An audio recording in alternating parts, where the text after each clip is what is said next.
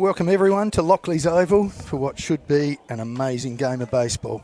We've got two of the real heavyweights of SA baseball here going head to head, West Torrens versus Goodwood. It should be an absolute cracker. My name's Andrew Sperling. I'm very happy to be here and I'm joined by Mark McGarry today. G'day Mark. G'day Spurls, mate. Welcome down to Lockley's. Absolutely spectacular conditions today. Of course, Tuesday a week ago we had Glenelg down here. It was a howling gale blowing from the south, but today I don't think you get better conditions for baseball. It's bright and sunny, the ground's hard, surface is green, and I think we're in for a delicious game of baseball. First time I've sat up here and what a spectacular view it is, and the ground looks in magnificent nick, as you said, so all kudos to the grounds crew here. Absolutely. Clive Feebig and Scotty and... Correct. Who else is on Jack charge? Van der Linden. I'll forget somebody and they'll come and remind me later on, but certainly Clive has been the mound whisperer for us, and the reason the cutouts and everything look as immaculate as they do is through the efforts of Clive Feebig. So, just while we've got a little short break here or a little opportunity, I'll jump in and just run through the lineups for you. For Goodwood, Josh Cakebread will lead off. He's fielding at second base, Jeremy Creswell at shortstop, Riley Moore behind the dish, Steph Welsh at third base, Dylan Child at first base, Matt Hutchings at centre field, Owen Hughes at left field, Tommy Feebig is DHing, Peter Pake is out at right field, and the pitcher will be Tom Fitzgerald. And for the Eagles, Nick George will lead off at shortstop, Jacob Scott at third base, Tom McGarry behind the dish, Sam McGarry at second base, Maxie Stagg at left field, Tyrone Hamley, the skipper, playing coach. At first base, Mitch Newenborn is on the mound and hitting 7. Nathan Van der Linden is at right field. Jasper Clark is at centre. And as we said, Mitch Newenborn. Wow, what a matchup of two pitchers today. We just got the prize seat in the house today. Newenborn has been near untouchable. He has been, and hot off a sensational rookie year last year for the Giants, and he came back and pitched well again for them this season. And he's been absolutely immaculate for West Torrens, and he's the reason I think that West Torrens was 15-1 prior to the Christmas break. As you say, he was pretty much untouchable. But, you know, today he faces a veteran lineup, and as I look through the statistics from the Goodwood boys, we're talking 8 of their top 9 hitters are all hitting in the 300s, and they've had more than 20 hits for the season, and Kreza, of course, is leading them with 45. So this is a veteran lineup, and they can hit, and they've seen this sort of quality before. So the challenge is going to be for Newenborn and the West Torrens defence to see if they can hold them and try and put up some runs for themselves. Absolutely, and when it comes finals time, anything can happen, Andrew. We know that. But the Goodwood Indians seem to, grow a leg as Newenborn delivers and gets it across, strike one. Yeah, there's no doubt experience counts for an enormous amount, and there's so much of it in this lineup with former Bite players, and to be honest, I think some of them are still good enough to play for the Giants. He misses outside, 1-1. Just a perfect day. Slight little bit of sea breeze, as there always is down here on the seaside grounds, and we've got quite a few of them. As Newenborn comes again, and nicely located pitch, and Cakebread swings through it. 1-2. Bit of a contrast of lineups, as you said, Mark. I looked through your the West Torrens lineup and see some youth, which is wonderful. Absolutely, and as I said to Eric in his visit last week against when we played Glenelg, you know, we don't have the likes of an Austin Gallagher in terms of the power hitter, but we have to find other ways of manufacturing runs, and we've been able to do that this year, and I guess that's the challenge for us, is to keep making that, given the quality that we're facing, not only with Goodwood, if we made it through to any other rounds of the finals, that's the sort of thing we're facing. Absolutely. Cakebread swung through and struck out, and the first pitch inside to Creswell, ball 1.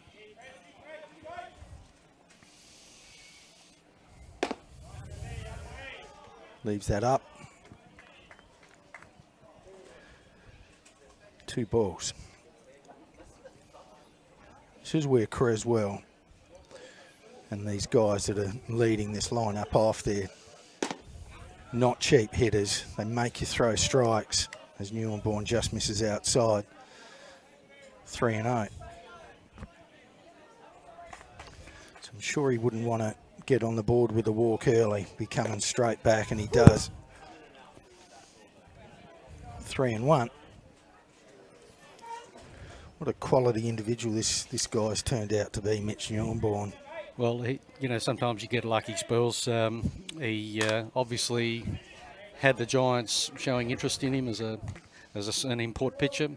He played baseball with Steve O'Connor, who was returning to South Australia from West Australia, and of course they played at the same club, and he gave us a call, and that's the luck of the ball game, isn't it? No, it sure is. And that's popped up. Going to be difficult, but Hamley's under it.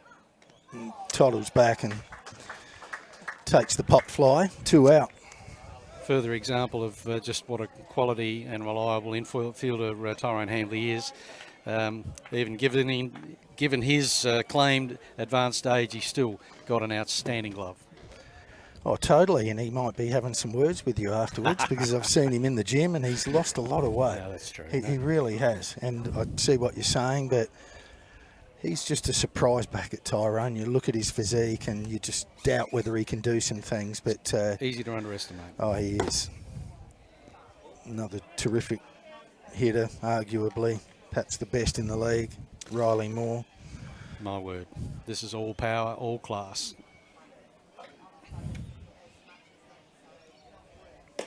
Comes inside and misses. 2-0.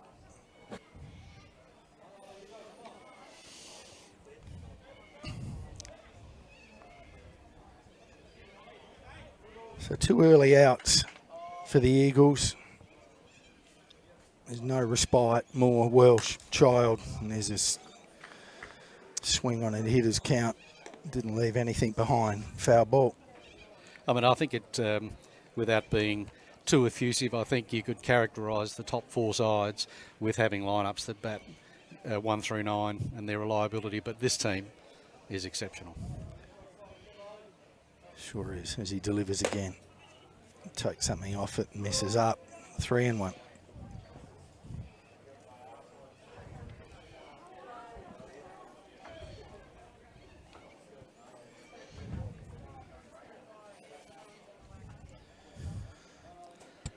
So although he has a little wind up, he works from the set, and Moore has just laced that right field. Gone back. There you go. And that's gone. That's probably the deepest part of the field, and that's cleared it comfortably. Wasn't badly located. No, that's just a little in, but just a class all act. He power. just turned on it. And Van der Linden gave it the courtesy trot, but the ball went over and it's landed near the gum tree, which you don't see very often down here, mainly because of the wind, but today you might see a couple. Yeah, correct. And the way that the field used to be orientated, it was a pretty deep spot out at right field. Yeah. It wasn't easy to get at, and just with the reshaping of things, it's brought it into play, but only for some very good hitters. As you said, normally a bit of a sea breeze, and he gets a breaker across. 0-1.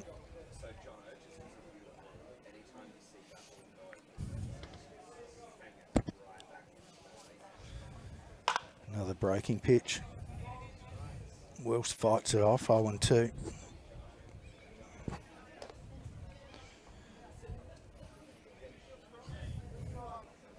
Yeah, what a spectacular view from up here. I'm not sure whether we're... I'm sorry you haven't been here before. It's certainly magnificent, and we feel extremely grateful for the support of the West Torrens City Council and the federal government, the state governments who've invested funds in them. I know you're familiar with the We Global Complex, and we greatly admire what's happened down there, but we certainly love what we've got here. Oh, beautiful pitch, again located well. She just asking the question, was it a strike? And it may or may not have been, but it doesn't matter. Certainly I'm on the edge here.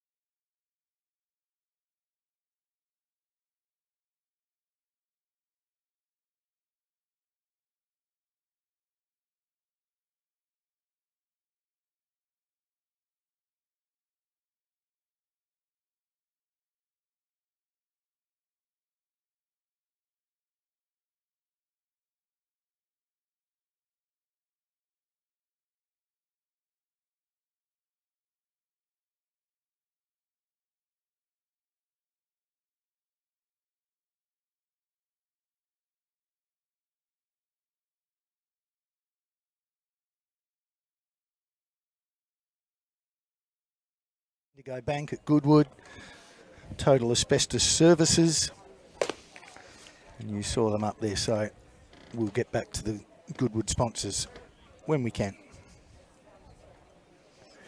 So big Tom Fitzgerald switched from Kensington over to Goodwood this year. They lost an arm, so they gain an arm, and Tom still working his way towards his best. I think there's still a lot of improvement to come in the big fella. He's a big unit, 6'5", all arms and legs. It's not easy to get all of your mechanics in place and everything going right all the time. It's quite a challenge. But definitely a plus to have the size levers that he has, and once the experience and the control really hit the fore, he can be an absolutely leading pitcher in this league. Not that he isn't, but certainly pushing towards number one. Oh, for sure. Not sure whether you got his stats up, but he probably ERA'd reasonably low, round 2 or 3, I would think. So yeah, as he starts things off and gets one outside for ball 1. Been a tremendous acquisition for the West Torrens Baseball Club, Nick George. He always shown an enormous amount of potential. 3.5 is Fitzgerald's ERA, so okay, very respectable. Yes, and I mentioned Nick a week or so ago. Came across to us after having taken a break from baseball, from Northern Districts, and came and knocked on our door, and we laid out the script for him to earn his way through. He started in Division 3 and is now in his 3rd year, and has pushed his way right up back into Division 1, and has been absolutely one of our vital cogs in the wheel in terms of our scoring, because his OBP is so high. And in fact, I think if you really look at the success of Tom McGarry and his RBIs, is because Nick George is batting ahead of him and gets on so often. Oh, absolutely, and he's quick, he's versatile. You know, you could nearly throw him around, you know, both pivot spots. He could probably play third base, and he can certainly run around in the outfield. So he's just a highly valuable baseballer, and here he is leading off. He gets a scrubber up the middle. Kate Brad is just all class and barely makes a blue. Makes a routine 4-3.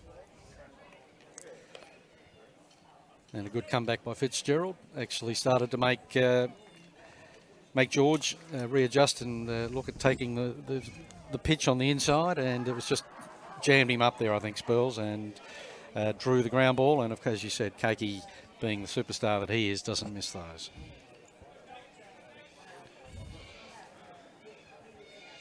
So Fitzgerald works from the set, no wind up. Again, probably all of the legs and arms, just likes to simplify it and keep it nice and simple. Asking the question, did he go? And the response is no. 1-1.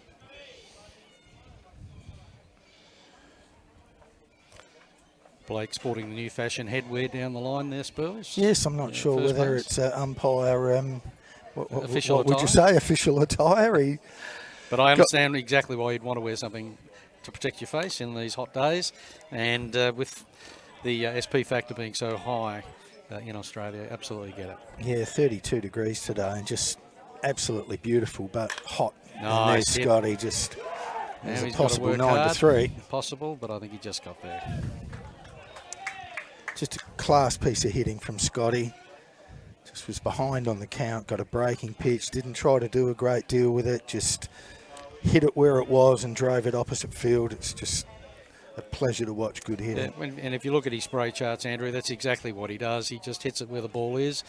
I'm sure his father would be very happy with that, and Andrew was very good at doing that as well. You've got to be pretty good to please Scotty. So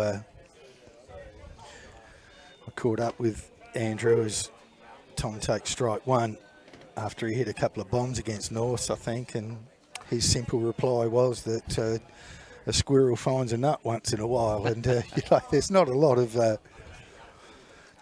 applause from the Hall of Famer Andrew Scott. You've got to be pretty good to excite him. Indeed. So with the runner on, McGarry, who's been absolutely sensational this year. Just about, apart from home runs, but you can't do it all, but his RBIs are leading the pack by 15, 12, 15, his average. Well, he certainly had a day out last weekend.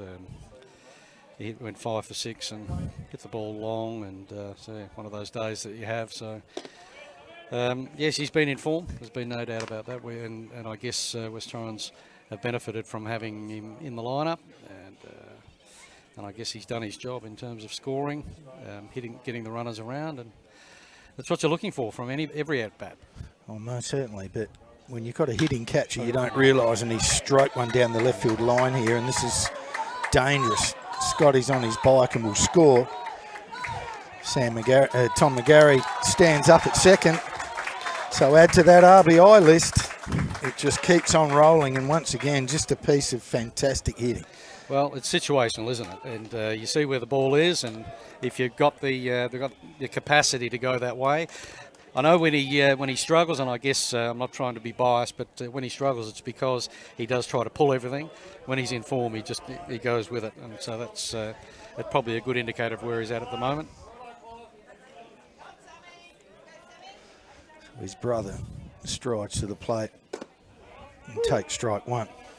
Who reckons he's been robbed of most of the RBIs that he could have hit for the season because the batter in front of him keeps picking them up. Bit of brotherly love, eh? Nothing like it. I've got to really commend Sam. Just stays within what he knows he's capable of, and he's just improved year after year, and it's just been an absolute pleasure to watch him. And here he is for, you know, a bigger unit rolling around at second base as that pitch is up. He's deceptive. He's quicker than he looks, and he's got a bigger range than you think he has, and he's certainly got a good glove. So Fitzgerald, 2-1 count. Gets a breaking pitch, leaves it up, and Sam McGarry just pulls it foul towards the Goodwood dugout. 2-2.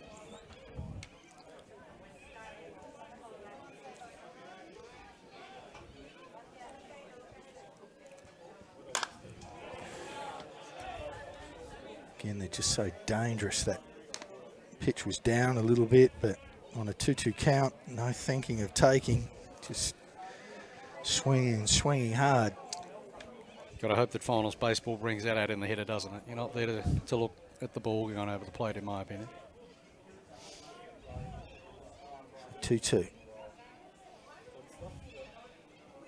And there he goes again. Just does exactly the same thing. It's going to send him, and he does.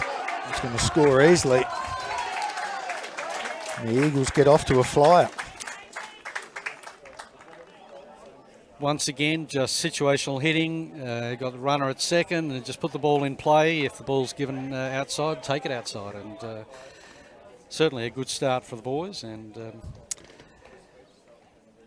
they benefited from those couple of hits that they've picked up. And a good start by Jacob Scott. They've picked him up. And now 2 RBIs for the brothers. Here's a young up-and-comer. This boy's going to be a good player here. He's got lots of power and had an absolute breakout season with the Giants, Andrew. Oh, you bet he has. He's one of my favourites, Mark. A little tubby little 11-year-old at the Bay. But always beast. saw him, and he's got an absolute piece of that. That's gone long and strong. Is See you a later. long ball.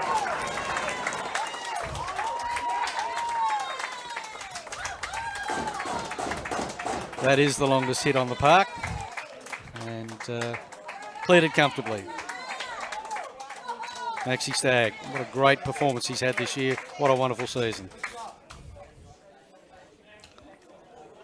Got lots of time in the game to go, though. Early days, and one of the hallmarks of this team is to get out of the blocks quick. So they'll be hoping to capitalise even further, Andrew. Oh, you bet. I mean, especially when you got someone as stingy as Newborn on the mound. I mean, you probably only need you know, less than a handful to be super competitive. And here they are posting 4 with 1 out. Hamley, Newenborn, Van der Linden, Clark to come. No respite. I mean, this guy would hit The good 3 news, or 4 or... Good news from my perspective last week was he probably was struggling for touch prior to last week, but he just had a couple of at-bats which were just frightening. One of his foul balls at Kensington landed out on Hallett Road and just missed a car, and so there we go. You're talking the big T-bone? Talking the T-bone, Yeah. sorry, Ty Hamley. So he actually came in just before the game because Sam got injured in the warm-up, and so he hadn't even warmed up. So his warm-up was at the plate, and a couple of the balls went a long way. Yeah, and what a fabulous story as well. Just a youngster at the West Torrens Baseball Club and went across to college. He just plays too hard because he beat himself up by diving into fences and doing all sorts of things. And he was a pretty young man. He struggled at his first tour, but when he went back, he ends up at OSU and plays Division 1 college baseball. There's not too many blokes other than say Stephen Welsh who've gone beyond that. So he's certainly a high achiever in the game in the state of South Australia, and it's been fantastic to have him back, even though we got lucky with the immigration in the United States, deciding that he was going to have a bit of a break from visiting there for a while.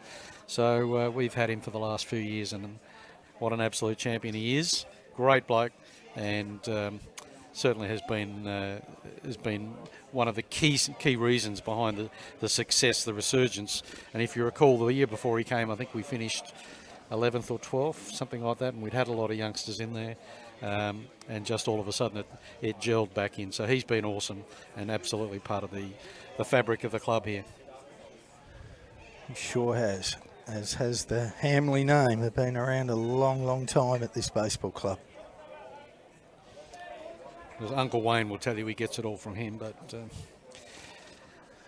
Well, I had the pleasure of playing footy with Wayne, and I tell you what a gun he was, and a good baseballer too. Well, it's hard to not say, unfortunately. No.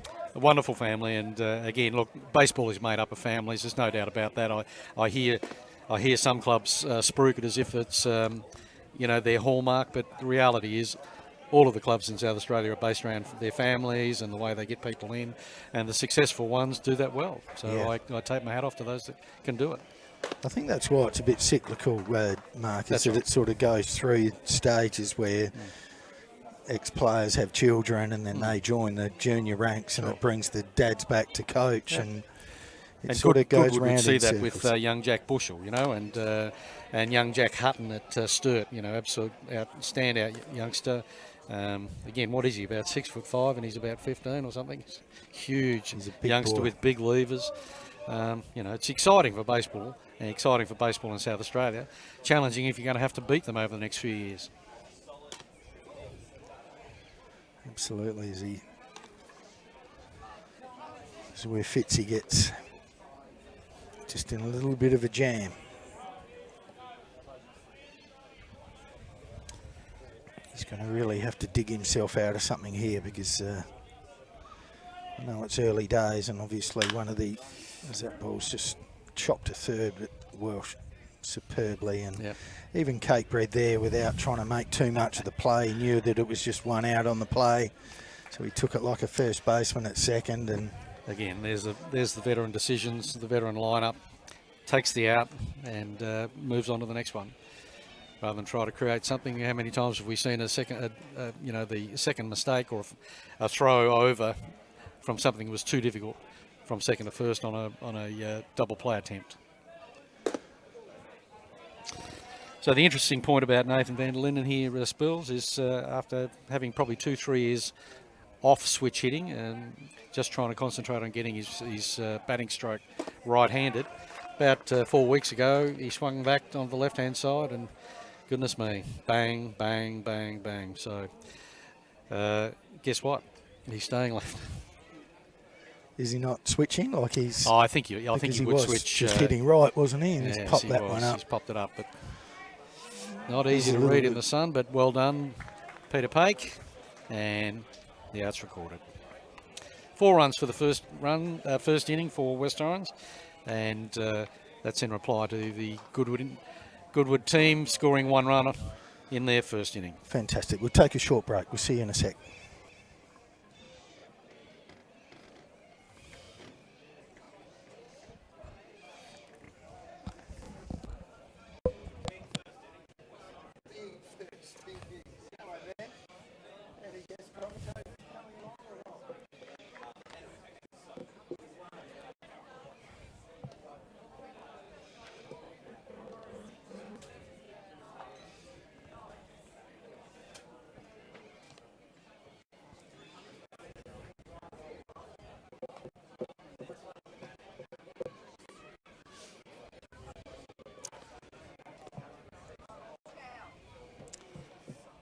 Yeah, so average-wise, Spurs, the boys have come good. Tom's 5 for 6 off last week.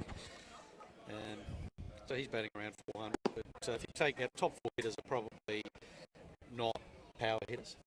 You know, they're Tom, Sam, Mitch and Nick are all batting around 300. Nate's now pushing back towards 300 after having a bit of a flat spot. But obviously Maxi is sitting there as a up-and-coming junior. My goodness, there's some power there. He's got a beast. He is a beast mode. Sure is.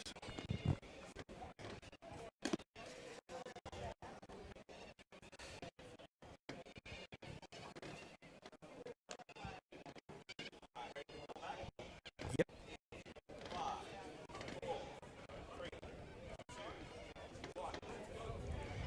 So welcome back, everyone.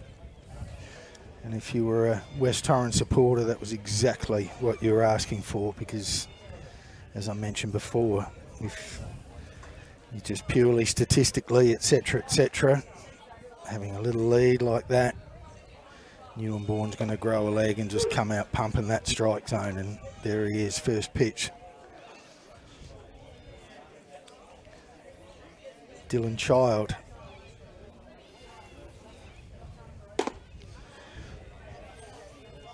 Swing through that one, 0-2.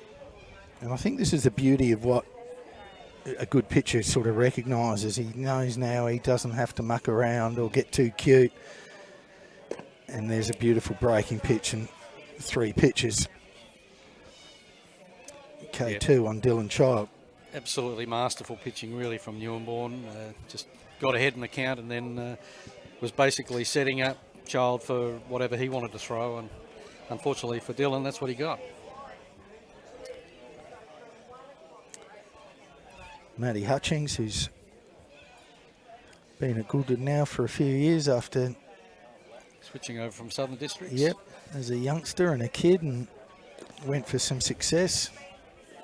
We certainly had a run with the Bite/Giants, I think, at one stage, and I remember him. Obviously, he played many state tournaments with Sam McGarry, and Nick George was just behind them, but he was one of the stars in that squad, playing against the likes of New South Wales and Victoria, the big boppers.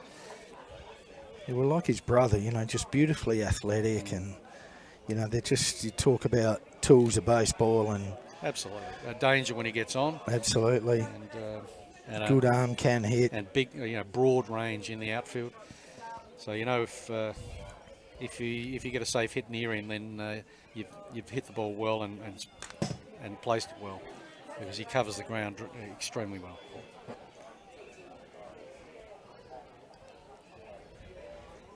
So 2-2, Newborn on Hutchings.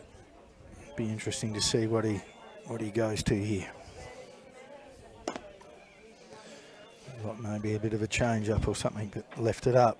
Full count.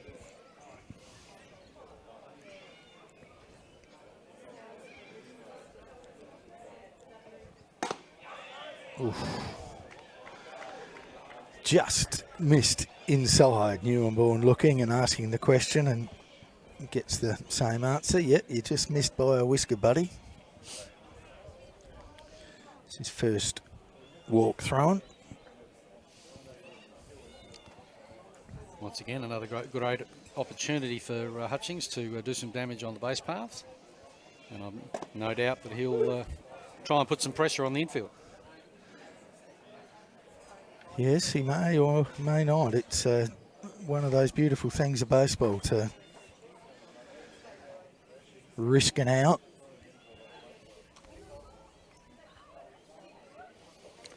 How's Tommy's arm going behind the dish? Well, he's been solid. Let's just say that. He's certainly hitting well. To me, I think he's in the prime years of his career, and so certainly he's got as good an arm as there is. Might be a couple that are slightly sharper. He's probably only had 2 or 3 pickoffs at second for the season. He's got a few at first base. As we know, it's half of the pitcher's responsibility as well, or mostly the pitcher's responsibility to... And also the number of times that the infield get a good ball and drop it. He's off. There you go. You got him. There you go. Very delayed call. That closes the innings. Much to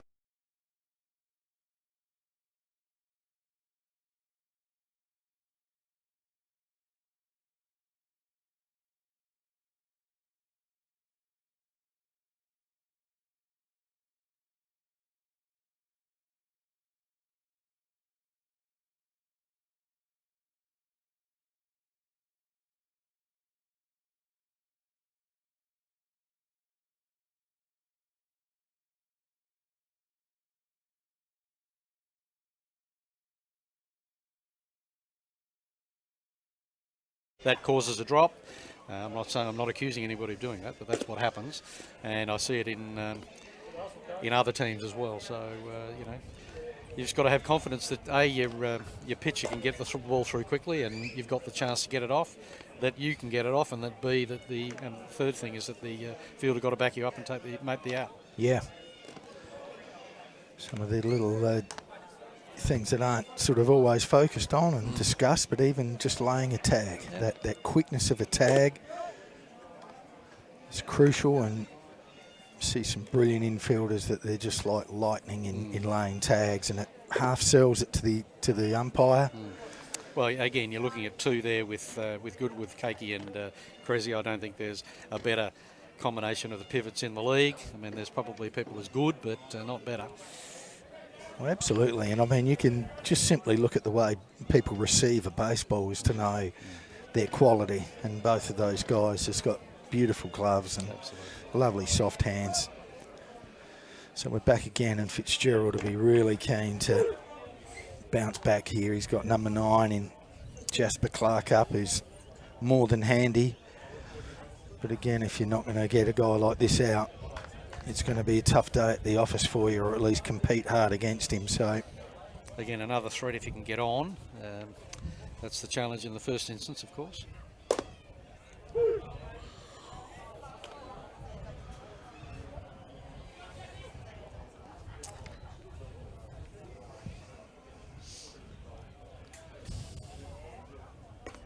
it's a nice pitch.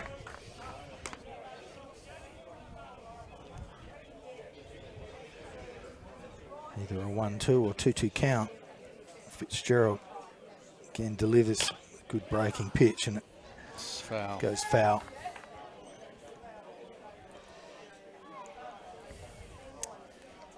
Wonderful character, young Jasper. Unique view of the world, always smiling. Certainly great to have around the clubhouse. Yeah, totally. He's always been an upbeat boy, and again, just... Not quite sure where he gets the craziness from, because Dad's one of the straightest people I've ever met. It's Creswell. Routine out. 6-3. Once again, you just look at the glove work, the smoothness of the approach to the ball.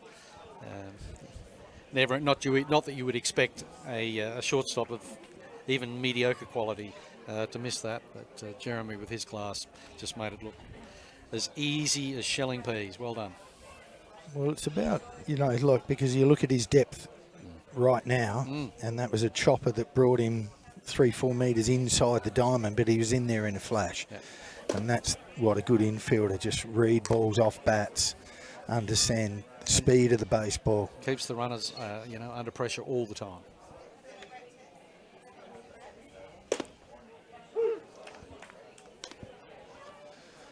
Catching that outside edge. Doing a good job of it too. 1-1.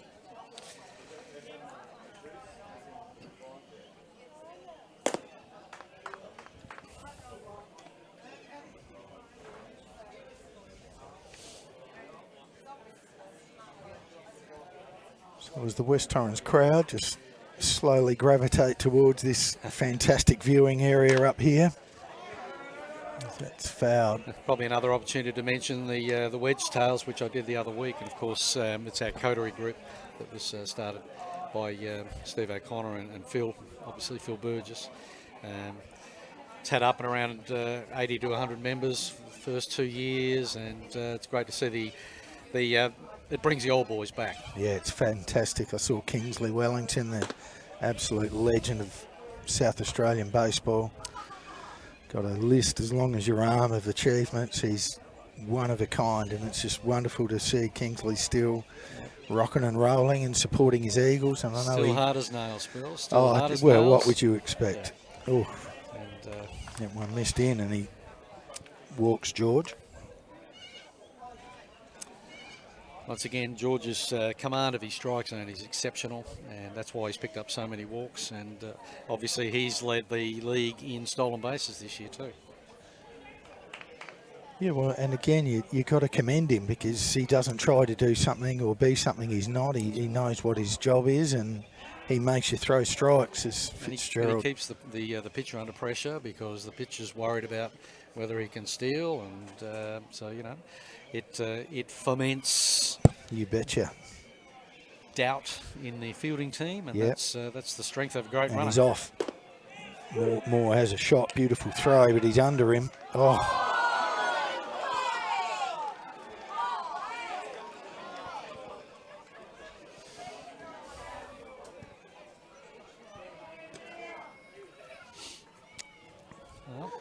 I might introduce the AFL rule, and we're now chatting with an umpire. That's going to be an interesting one as the season progresses. Well, it's the umpire's right on the spot, and you make the call as he sees it. So Nick can agree with it or disagree with it. At the end of the day, you've got to walk off and take the call, just as Hutchings had to do. It's quite clear Matt didn't agree with the call either, but. Game would not be possible without our umpires, and they do a great job by and large. There's Scotty again, a pop. Cakebread might help him out. No, Child takes it. In foul ground. That's 3 out. We might have another little break. And again, we've got to thank the team that bring this all together, Space Quake Sports. You wouldn't be watching at home, both of these teams.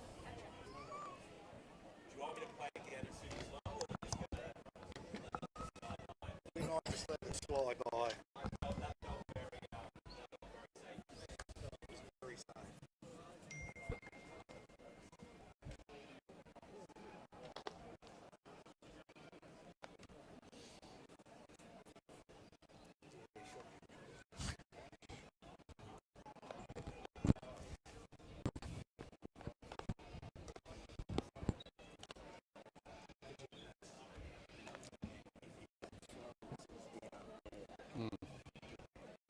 But he's had to bring it up, and Nick was under it.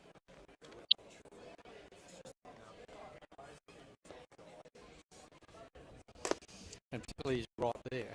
How do you not see that? Yeah. Anyway, it is what it is.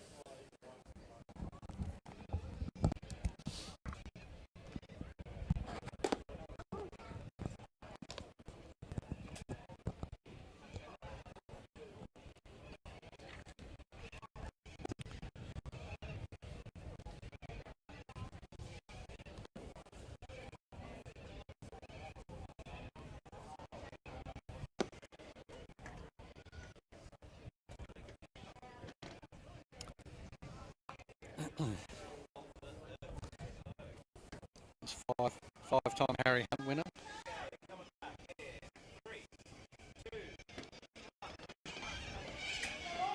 So welcome back. Top of the third. 4-1 ball game. West Torrens way. Newborn misses up.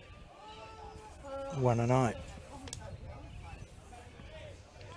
Tommy Feebig, who obviously spent 3/4 or a great deal of his life here at the Eagles. 5-time Harry Hunt Award winner. That's dominated through the early part of the last decade, and absolute superstar for us, and has some good mates obviously at the Goodwood Baseball Club, and wanted the opportunity to end his career playing with them, and that's where he is now. Absolutely, and he moved there obviously, or moved close to Goodwood, and sort of all just worked out that way for him. Absolutely. Certainly owes the West Torrens Baseball Club nothing. He's just been nothing but an absolute star, gentleman, and a legend of the game from our point of view. So, you know, sometimes at the end of a career, a guy needs to move, then you've got to shake his hand and wish him luck. Yeah. That's what we've done. Yep. Foul ball.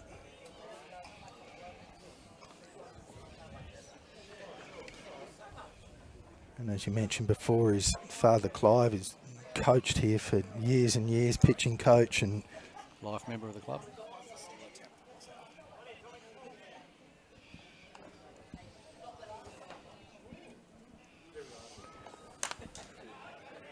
Again, a very competitive at-bat.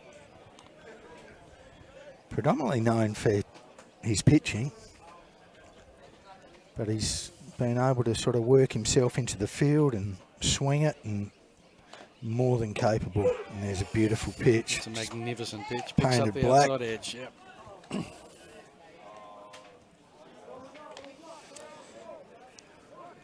It was certainly threatening to make contact with the ball, without doubt. You want one? There should be water in there. Peter Pake, one of the youngsters, takes a pitch just outside. Much again to the dismay of the battery, but you don't get every call you want. I sometimes think it is a mind game between the battery and the umpire at times, don't you think? Oh, for sure. If they show enough displeasure, then they hope to get one of them their way. Is that how it works? And again, you just, unless you've actually been, you know, directly behind there and with that little bobbing head of the catcher and, you know, all sorts of things, it is not, there's a great pitch. Slider from Newborn. It's just, it only takes a split second to just, you know, miss that baseball. At the pace they're throwing. Oh, for sure. Mitch is probably touching high 80s, low 90s at times, and yeah, you've got to spot it. There's another great pitch, and he awesome pitch. Yeah. Strikes out looking. Slider. Anyone would have had trouble hitting that, particularly batting from the right-hand side of the plate.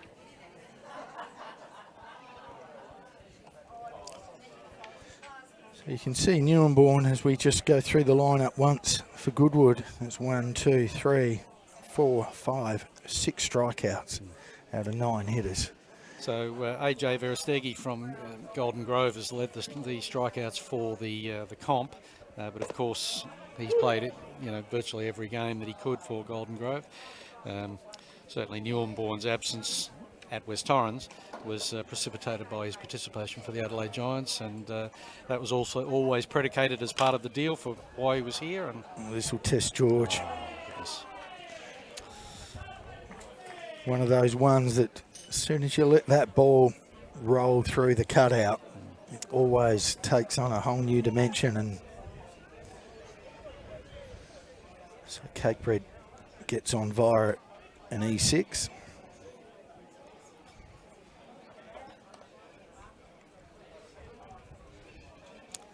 Still 2 out.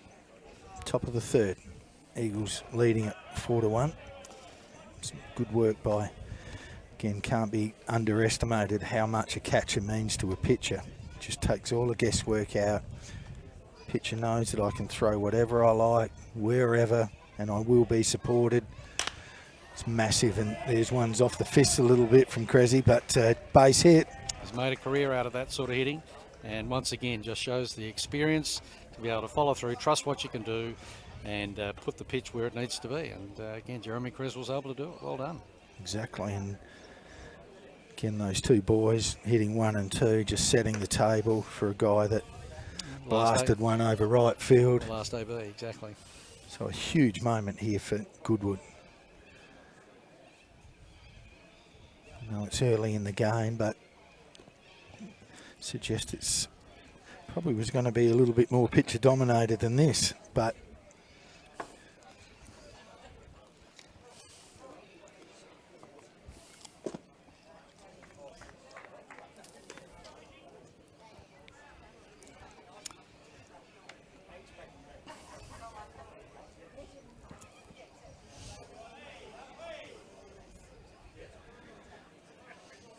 runners on first and second.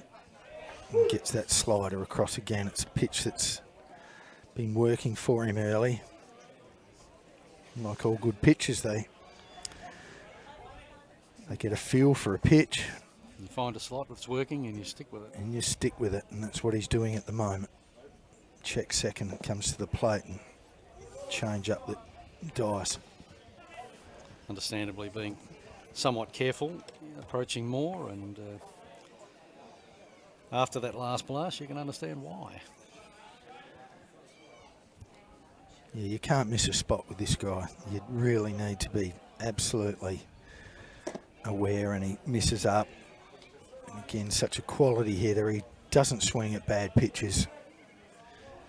Makes the pitcher throw strikes. And if he gets in his right count and he's happy and comfy. I think if it's anywhere near it now, Andrew, you'll see a fairly big hack at it. Why wouldn't you? Mm-hmm. Mitch knows it as well as he steps off and takes charge.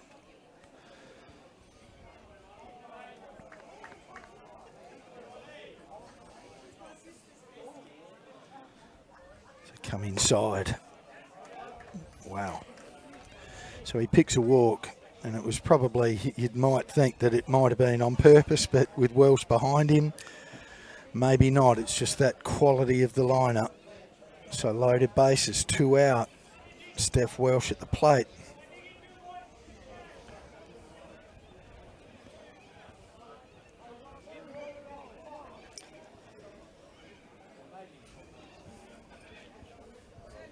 Out of the pan and into the fire now. You bet. And here's another guy that, again, you know, you might think that he's going to swing for the fence or want to be the hero, but he'll just do exactly what is required to do. Gets a pitch a little bit up and out, he'll just drive it into left field. It's a nice pitch. Again, just catches the edge of the plate. 1 and 1.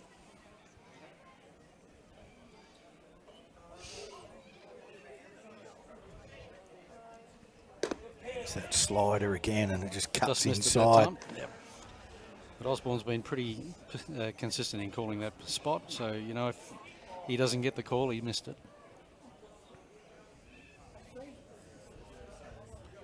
She sets and comes to the plate again, and gets that one across. Well, she thought that that might have been just a tad up. 2 and 2.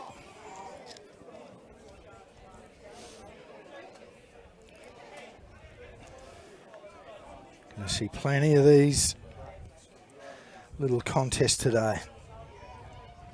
Good pitching against good hitting. It's Newborn. Sets, delivers, change up again, and it dies in the dirt. Probably get a lot of hitters swinging at that pitch, swinging over the top of it, but again, we're not talking about any hitter here. And another very big moment as the pitches take off and he pops it up. Scotty's underneath it, but George comes in behind him and takes the catch. Newborn gets out of it. And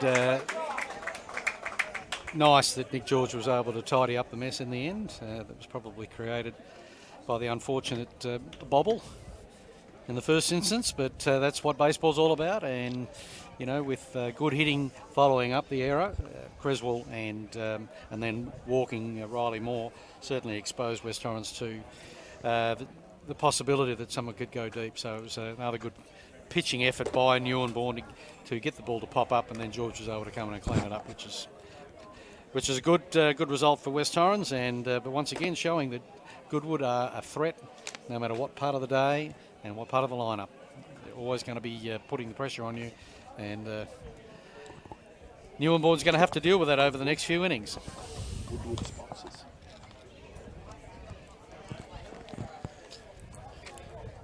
So again, very thankful for the two clubs to collaborate and make this happen, because I know both of the clubs, they're monstrous clubs, and they've got people from all over the world that follow these guys. And again, we're not here without the wonderful sponsorship and support from Goodwood of Fresh and Delicious, Bendigo Bank at Goodwood, Total Asbestos Services, the Highway Inn, which is a sensational pub, J.K. Ramage Building, old Andrew Ramage.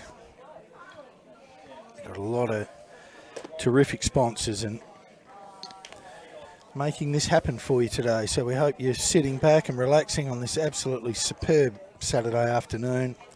Game one of a pivotal three-game series in the first weekend of the finals for the Baseball South Australia between the third and fourth place West Torrens Eagles and the Goodwood Baseball Club.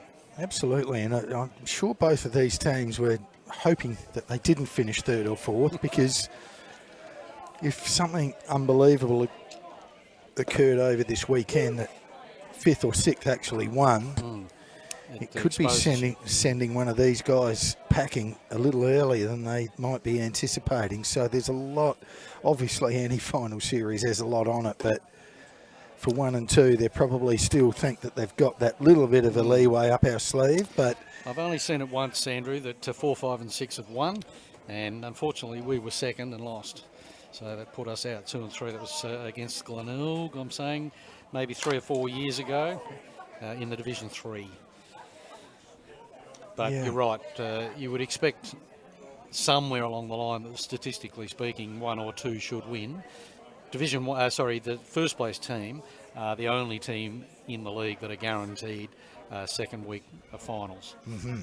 So that's Sturt Baseball Club, but there's an upset at Henley. Yes, it starts to bring into play exactly what you're talking about. And they've got some big bats, Kenzie's. They do. So they've got some good arms.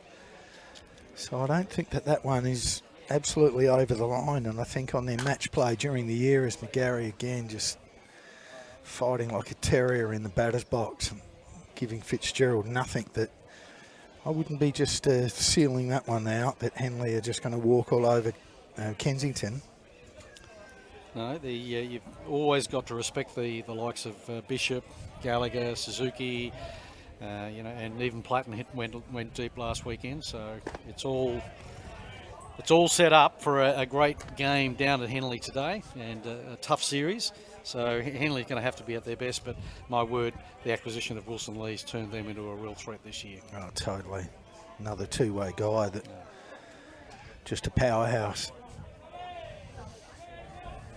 And of course, we've got the other match-up of the top team Sturt playing the sixth placed Southern Districts, first time back for a dozen years, which is exciting for them as a club.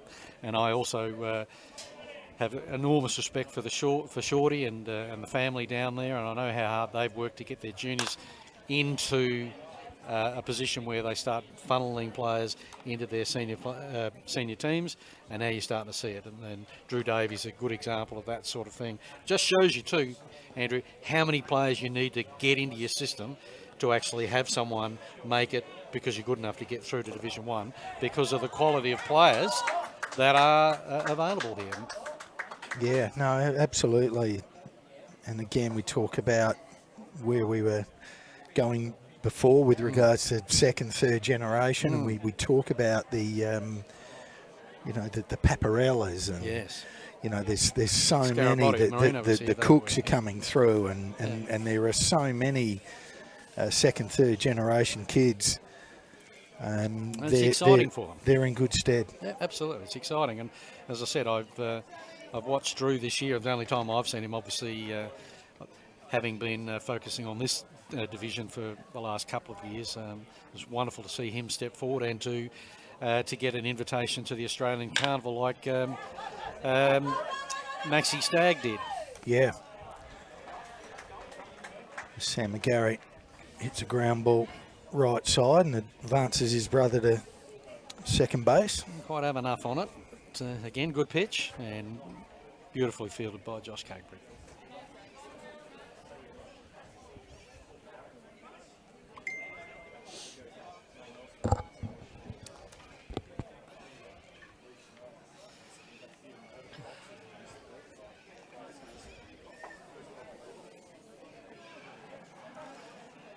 Maxi Stagg back up to the plate. Went deep in his last time at bat. Went very deep.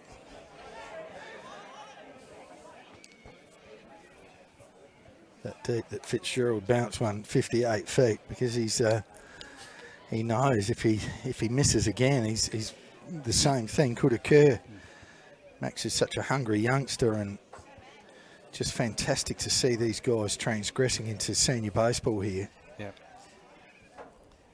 He certainly has been one of those kids who's just devoured every morsel of information he's been given, and he's worked his butt off in the gym. He's gone into the nets, and he's hit balls off tees. He's hit live feeds and that sort of thing. You know, that's what you need to be successful in this game.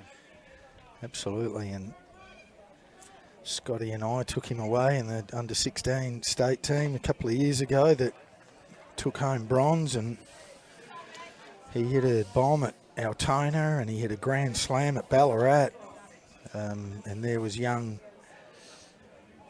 Drew Davies as well as a youngster in that squad that also pounded the ball around, and it was probably the difference between the South Australian team achieving what they achieved. Because Tom's going to have a bit of a crack at third.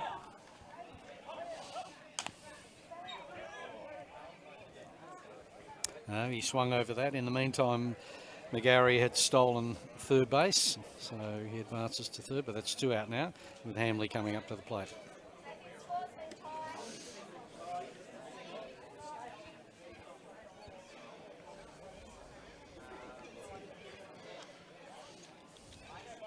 It's a good moment for Tyrone here. He knows this scorelines with that lineup is not enough. A real moment to get another one across, or two if he goes deep. Again, he's got... handy just to find a gap at this stage. Oh, for sure. I mean, but he's probably thinking bigger than that. I know he shouldn't be, but... He's capable of bigger than that, for sure, yeah. He knows Fitzgerald is just Like scuffling that. a That little is bit. Unfortunately, That's foul foul. That's what I was saying last week. He hit one and landed on Hallett Road of similar dimension. Yeah. Always as the case here at West Torrens, just with that little sea breeze, is you've got to start that ball in a good 15 to 20 metres to make sure it stays fair. If you're clambering along that line, that wind's just going to drift it. It's a breaking pitch, and this is down 2-1.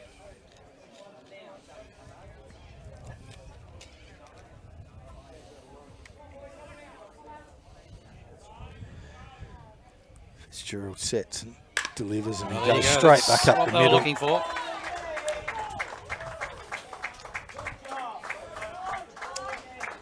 Beautiful piece of hitting by Tyrone. Nice work from the skipper, and obviously makes it a very easy jog through from third base for Tom McGarry.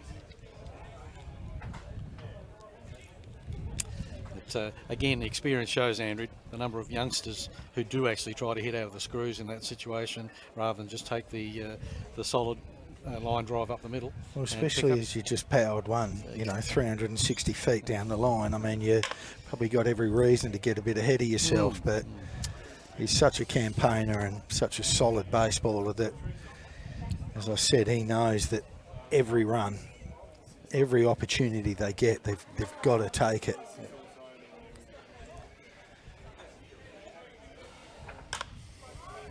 Again, good location. Fitzgerald gets it in on those hands, and Newborn fights it off. 0-2 count.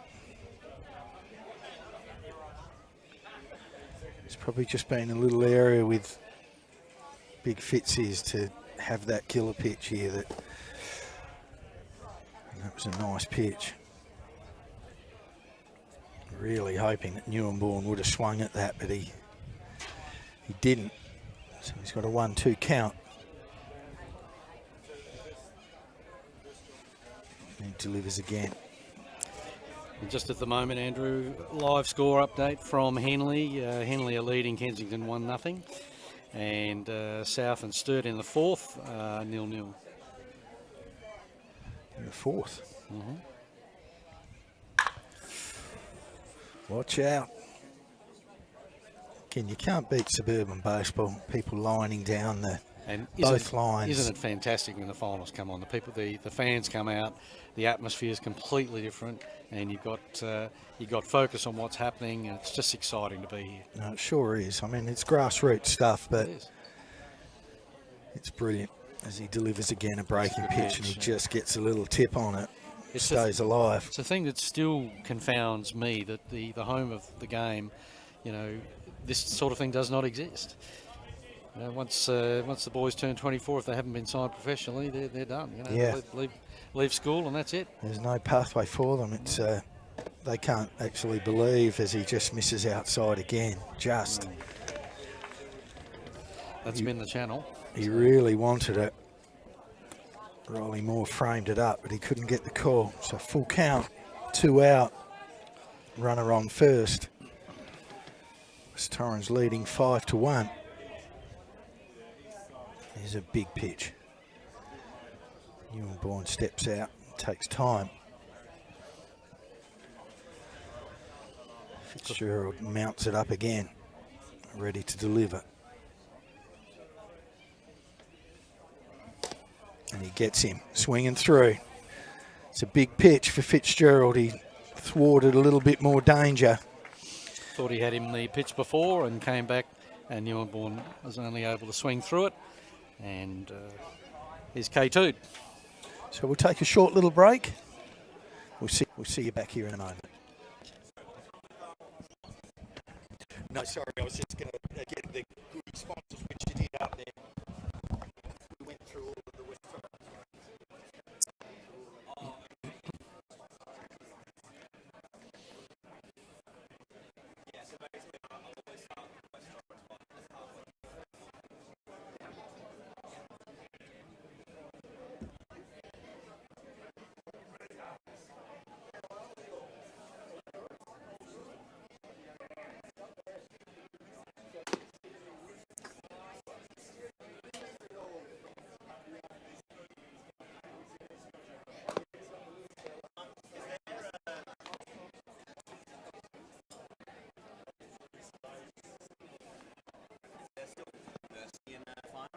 Oh, yeah. 10 up to 7.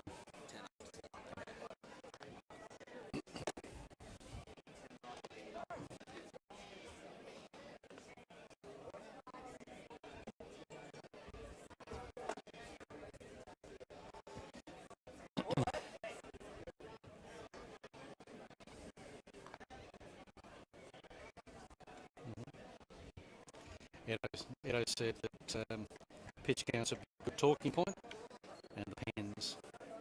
Who's on?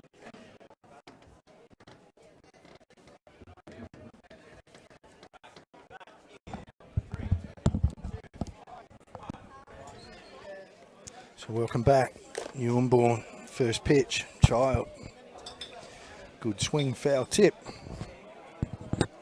We got some people tuning in here with us, which is always fantastic. Jimmy Boyden sitting in front of his big screen in COVID lockdown. Louis Mortius, who's a real stalwart and a scorer within the league, and his beautiful daughter Angela in the state team, which is fantastic. What do you got there for us with regards to some any I've just pitching had- restrictions here? Big Edo. Yes, heard from Brad Ettridge, who I think he's living up in far north New South Wales, maybe in Queensland. I never quite work out where he is these days, but always good to hear from him. He's watching from a distance as well, so g'day, mate. Good to hear from you. And again, new and born pitching to Dylan Child.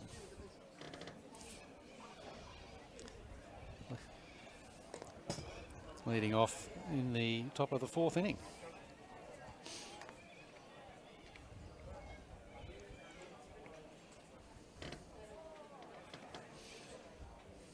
So what are the pitching restrictions here, Mark, with regards to, I know they've got like a maximum over a weekend, or is it a week, or does that change during it's finals? 135 for the week and 125 on any given day. And at the moment, Fitzgerald's up to 75 and Neuenborn 63. Just would have added a couple to that just now as he got his first strikeout in this innings. Wow, so, Fitzgerald 75. 75 in yeah. 3. Yeah. Okay, well that's... but, you know, you've got to have a look at, again, who might come in for either of them should they get in trouble. I think there's a lot of very famous names prepared to come in here for Goodwood. You know, you've certainly got the great John Challinor sitting sitting in the chair. I reckon Chunky could come in at any stage. Of course, Darren Fidge is sitting down the line. Michael Michael Garn, Matt Watkins. So they've certainly got plenty of depth in the Goodwood lineup. West Torrens has got a few cards up their sleeve. Nate Van der Linden's sitting out at right field. Obviously, he could come and throw a few innings if he needed to. Jacob Scott at third base. They're the blokes that are infield, but sitting in the pen at the moment, you've got Will Cordicus, James Snellgrove, Cooper Marsh, that sort of guy who could come in. Ryan Broom could come in and throw an innings if needed.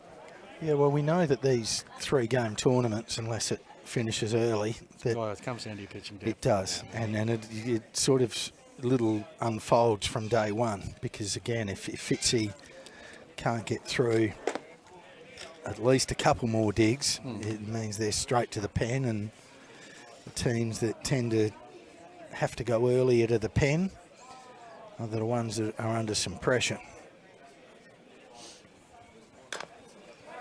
Again, another breaking pitch, and Hutchings fouls it.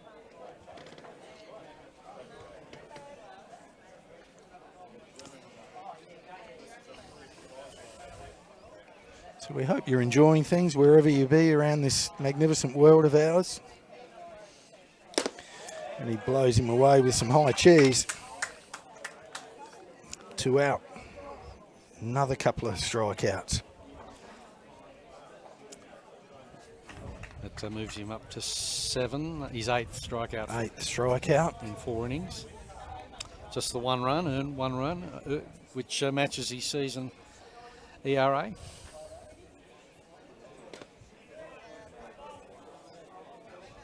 And a beautiful hit it was. It sure was. But Neuenborn's just one of those typical pitches, you know, just got beautiful rhythm, nice and simple. And he doesn't let the moment take over and get into his head. You know, he's the same first pitch and the last pitch.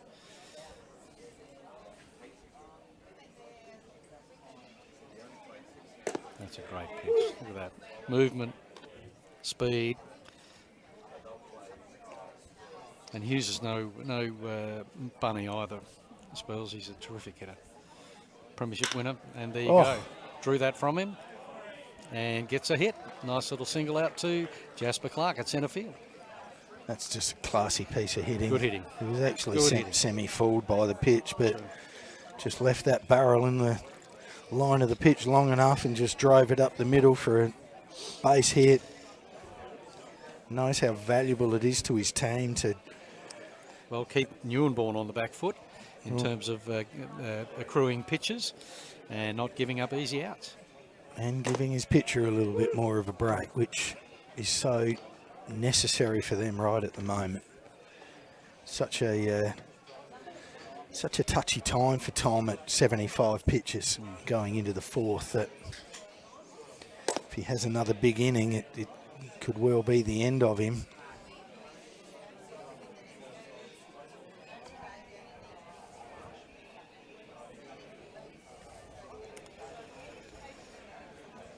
So again, working from the set as he delivers. It's a lovely pitch.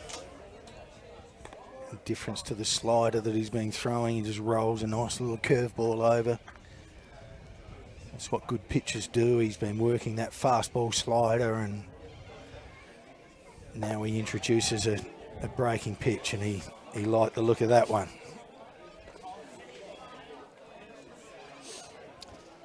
2-2.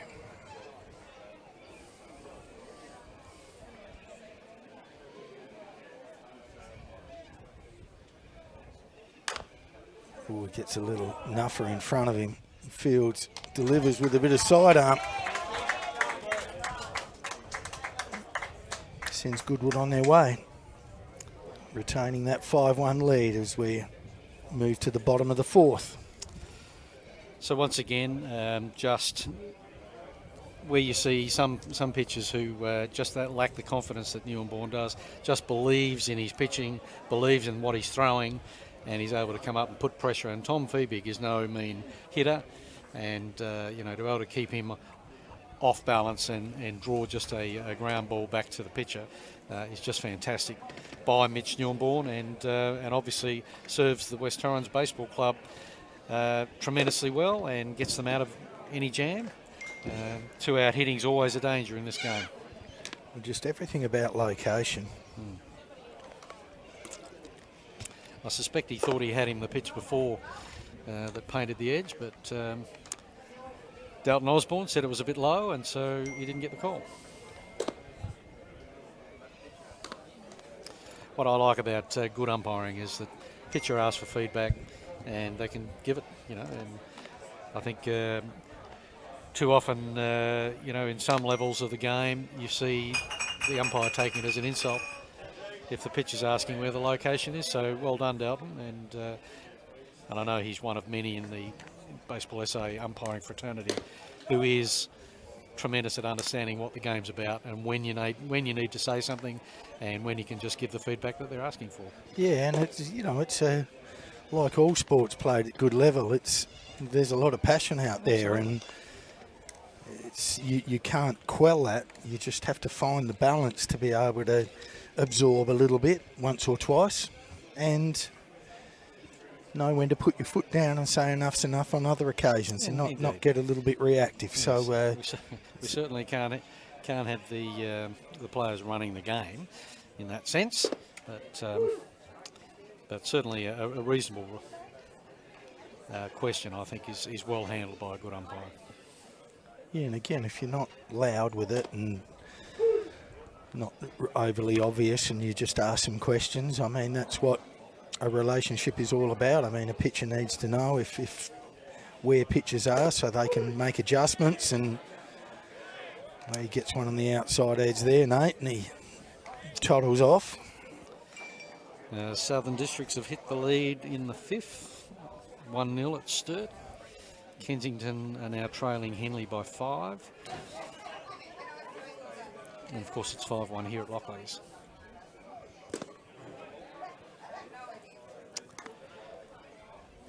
Yeah, Tommy was able to find the edge that time. He'd been looking for it. He thought he had it a few times previously, but certainly had it that time. This is going to challenge the outfielders, and that's gone too. Jasper Clark.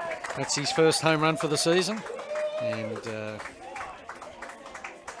a good time to do it, Jasper. Well done. Got all of it. Absolutely barreled that one up and hit it deep over left centre. Great stuff by the number 9 hitter.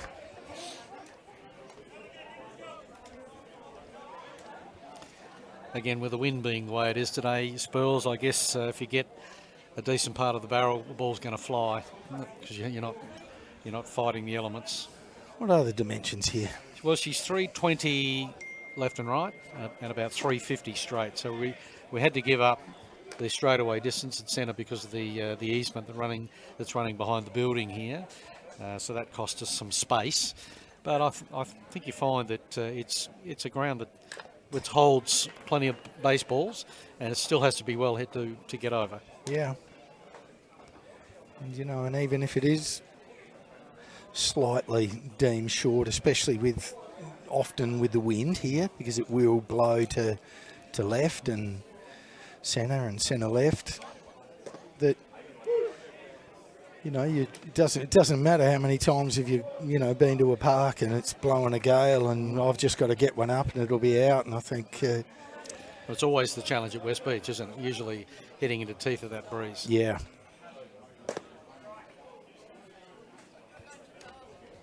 As George steps out and no pitch. It's a 1-2 count.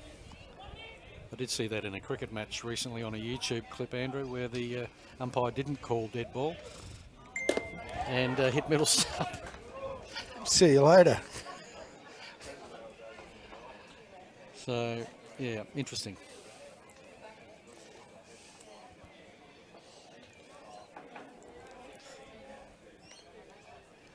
Fitzgerald again, and lovely little breaking pitch in the dirt.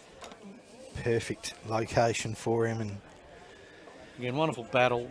I mean, Fitzgerald's got some pitches, no doubt about it, and it's not that he's been struggling to locate them. The batters in the box are making him work.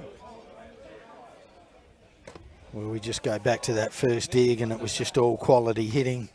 Scotty went opposite way, behind in the count. Tom got into a deep count, went opposite field. Sam did the same thing. Maxie barrels one up, you know, and that's just quality hitting and taking advantage of a situation. So, well, it's certainly nice if you can find somebody with just raw power who you can rely on to put the ball out, like someone like Riley Moore or, obviously Austin Gallagher. Wilson Lee's just got raw power, Jordan McArdle. So we don't have that in our lineup, and so philosophically we just have to find different ways of doing it. The ball, and the secret is to keep the ball in play. But you've still got to be able to find players who can do that, don't you? And oh, most certainly. It's all very well for me to say, oh yeah, just get the ball in play, but you've got to be able to do it. Yeah. And that's, I think, where this franchise, this ball club, is starting to try and make a name for itself. Is just that, being able to get the job done. Oh, I think he might be out. Oh no. He was very lucky there, Nick. Yeah, he was off. Fitzy had him. There's that quickness and nimbleness to be able to recognise that, and yeah, good bit of base running. So again, he slipped on that one and nearly got into a bit of danger there. Well, again, a lot of respect being shown by Fitzgerald for his pace. And you talk wants about to keep him close to the bag. Absolutely. You talk about good base running, and there it was right there for all kids. Go to that back corner furthest away, and that's what saved him there. Throw was perfect, but he just had to glove it and then find him, and that was just enough for him to get safe. So some beautiful base running by Nick George, getting his maximum lead, putting a lot of pressure on Fitzgerald, and he's off. And it's up, and a good one for Riley, but again, just... And get another stolen base for Nick George. What a season he's having.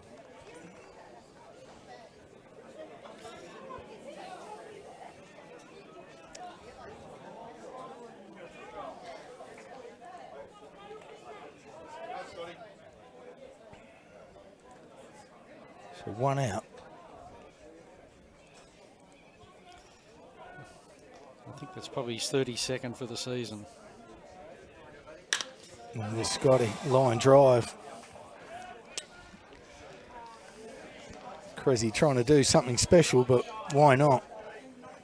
Especially when you got someone like Cakebread as your fellow pivot. Far off, but that would have been pretty special. A remarkable play if he doubled him off there.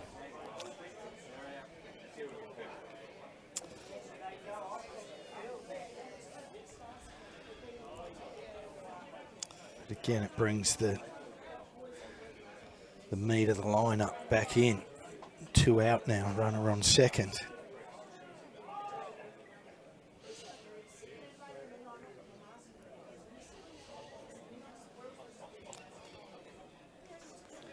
And again, with a guy that worries you.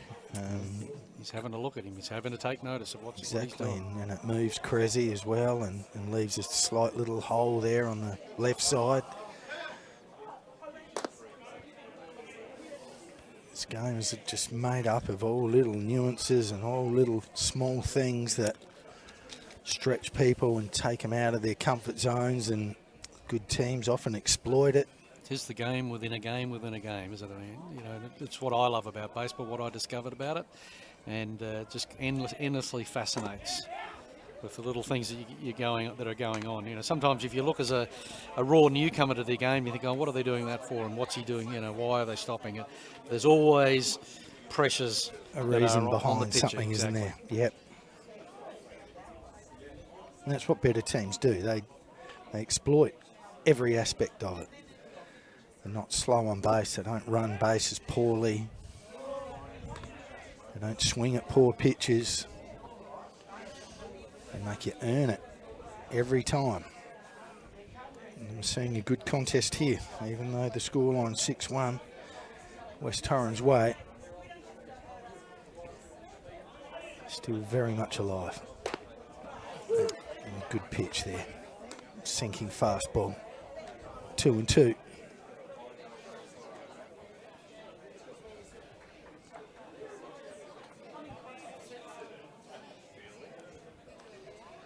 Even 2 outfielders. Again, a good pitch. Tom checks and takes.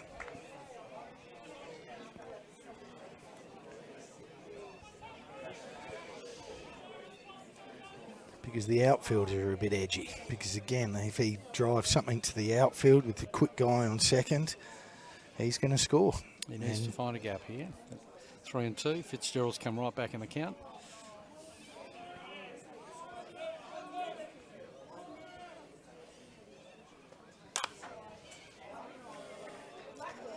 Just out of play.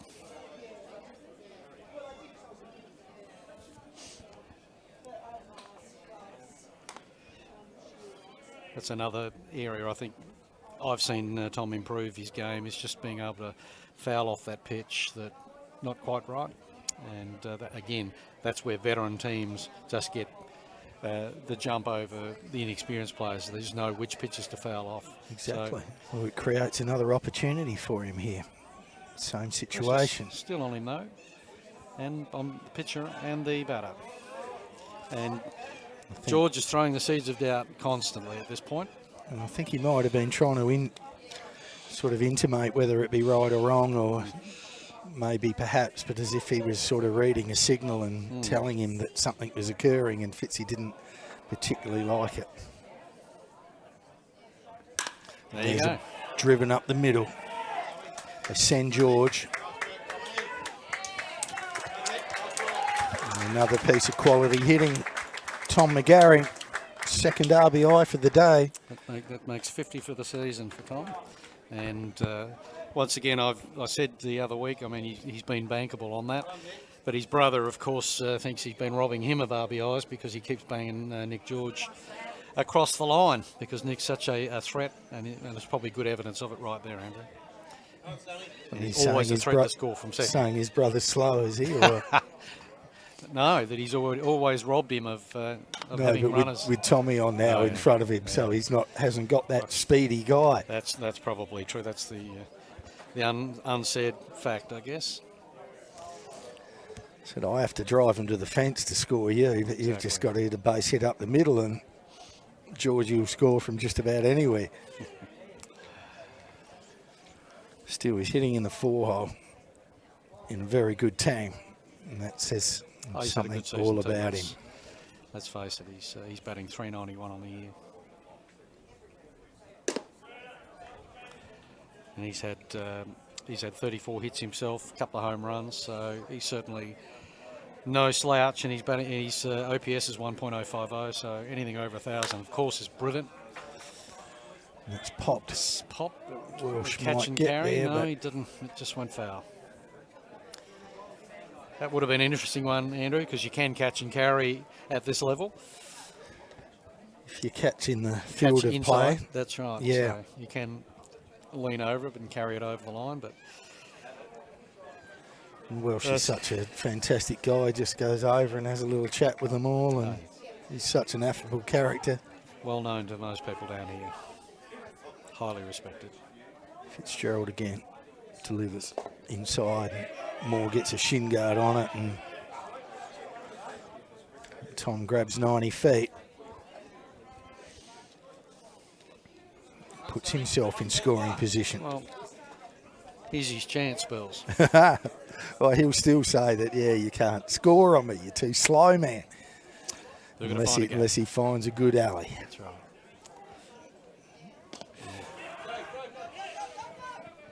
Moore gets it and makes the play. Good pitching by Fitzgerald, and keeps the scoring to just the couple. Yep. So we've got a 7-1 ball game as we'll roll into the 5th. We'll take a short break. See you in a moment.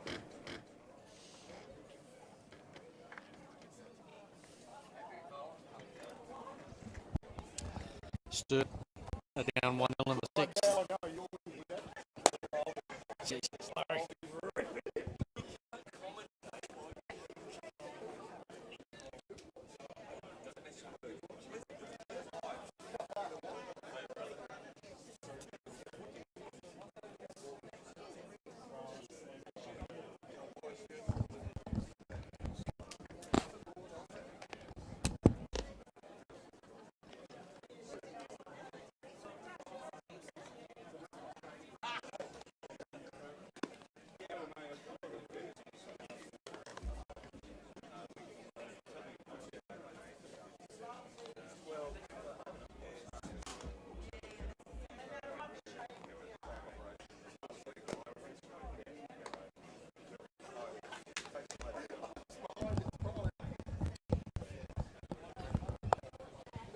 Funny stage of the day, Andrew, with the shadows starting to play tricks, with the balls coming out of the bright sun into the shade.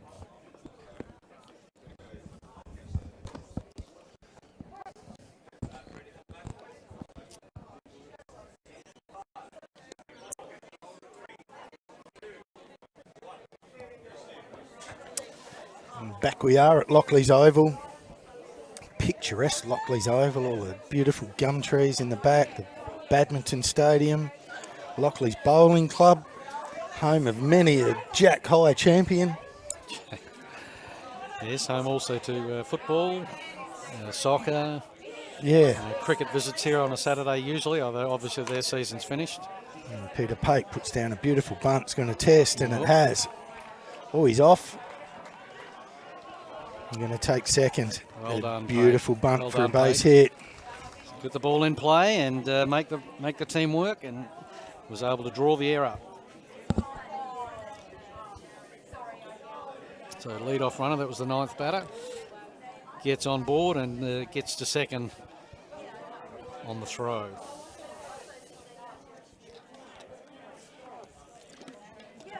Crucial for his team. It is. Crucial. If they're going to mount any sort of comeback, this is the opportunity that they've got, the time they need to do it, at the halfway point. And he's got some speed. So just what we were talking about, he's, I suppose he's not going to worry him too much at 7-1, but still. The wild pitch gets away from Tom McGarry, and he's all of a sudden at third base with none out.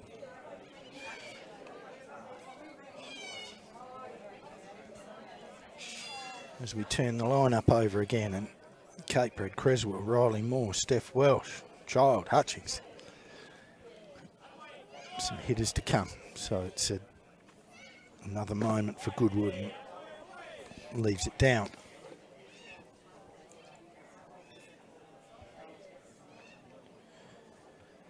With the beautiful new club rooms, and obviously creates that situation where we've got the, and that was a little up and a little out, and Keiki shakes his head but takes a strike, where we got that shadow in front of the hitter, which coming out of the sun into the shadow. Just another something else to contend with. Yes, and it'll just get a little bit worse in the next hour or so as the shadow starts to creep towards the mound.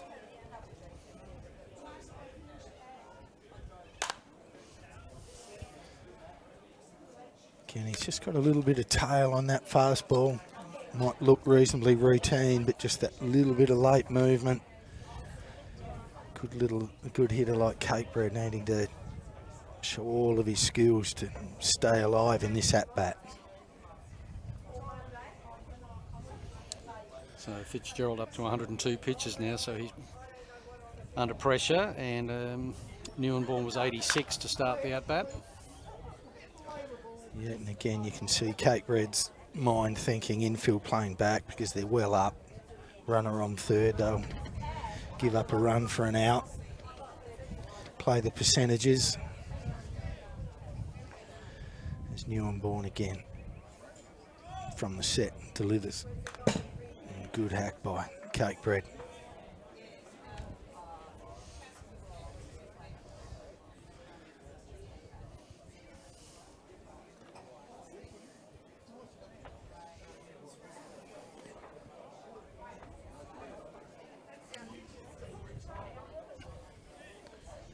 Two and two.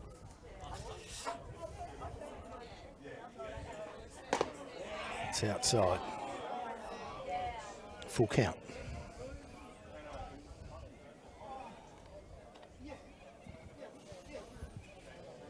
It's a pitcher's pitch, but it's a good call. Inch or two off the plate, but knows the situation and the dynamics of the game, and you're going to have to get it across the plate to get an out, and he's driven one straight away centre. Clark back, bang. Beautiful hitting by Cakebread. Might be reminiscing on that previous pitch, but it wasn't there, and that's what a quality hitter does. He sweats off on a ball and powers away at a fastball down the guts. Once again, just shows what a quality lineup this is. They hit 1 to 9 and got power 1 to 9. Terrific hit by Josh Cakebread and puts the pressure back on Mitch Newborn. First time this season he's gone for more than 1 run in a game. And I suppose it was always going to happen, especially against a lineup with the quality of Goodwood. And what is the format here? Are we all 7-inning games or Saturdays nines? No, all nines. All nines. Yeah. Okay, which again is going to put a lot of pressure on. It's all about setting up. You have to build your ball club to be able to pitch through 3 games. Yeah, no doubt about that. And that was clearly the thought process behind Henley's recruiting Wilson Lee.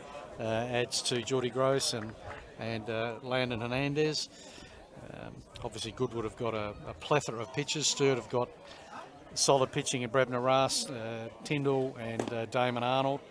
So, you know, all the clubs that are sitting up there with a chance, I think, have got the pitching depth, but they'll have to go 3 games if necessary.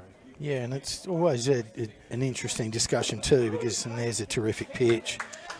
Just threw a couple of fastballs outside and then spun one and got him. Not an easy hitter to get, Jeremy Creswell. No, you don't see him striking He out. froze him. Yep. But as to how deep you go with Newborn, especially when he's a position player for you as well. Yeah. Whether you think on this game 1, whether you just stretch him out as far as you possibly can, or... So it depends if they go with, say, Cordicus to take up the cudgels, or whether they hand the ball to Van der Linden.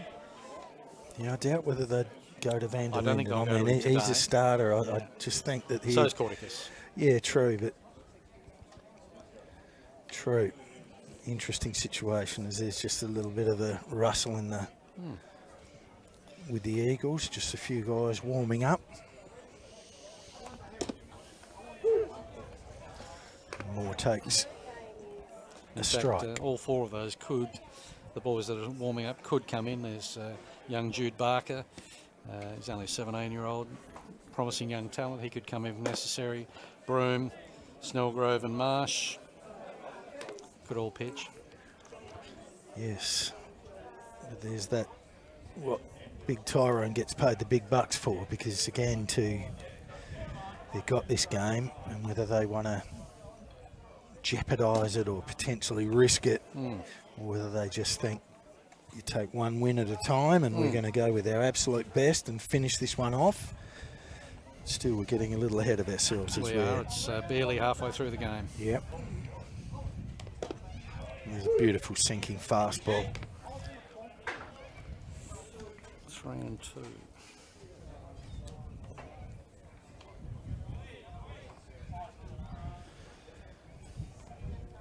He delivers again. Gets the same pitch. He's lived there all afternoon, Dalton Osborne. So I don't think Riley could argue with that, even though he tried to sell the base on balls. Yeah, it just had a bit of tail and a bit of sink, and it was just a beautifully executed pitch. 10th strikeout for the day. Absolute pleasure to be sitting here watching.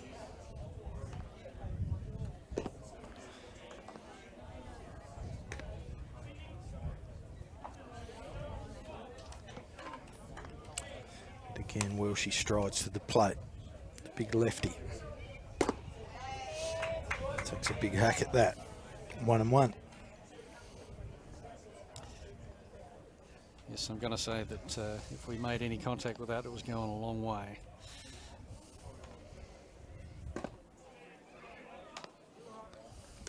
Just got that beautiful ability to work in and out, have control of breaking pitches.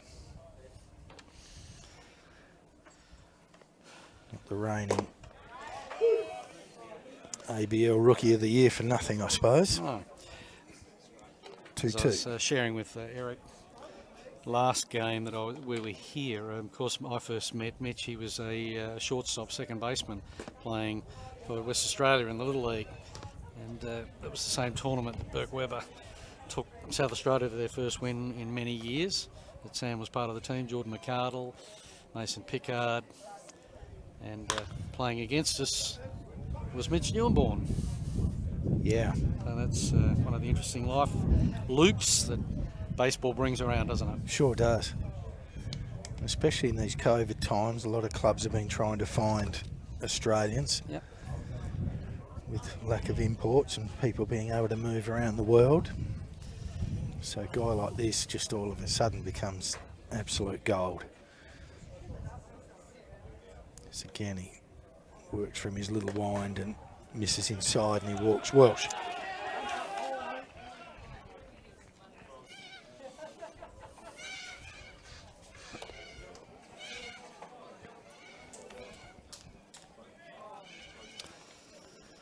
So it's just gone over the 100 pitch mark, and Skipper's called him for a conference.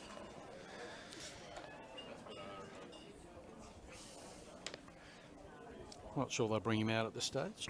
2 out. I think they're just giving him a little breather. He's got Child with a swinging strikeout and a strikeout looking. So today, or in the first 2 at-bats, he's got his measure, but we know that doesn't, He can hit. in the big picture, mean everything.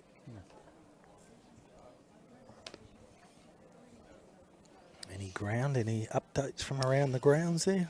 I can just have a quick look.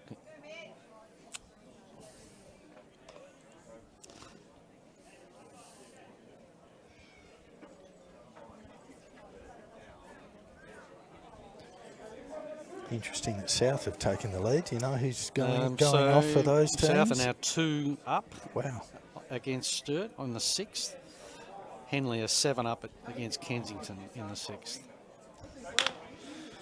It's Child's ground ball foul.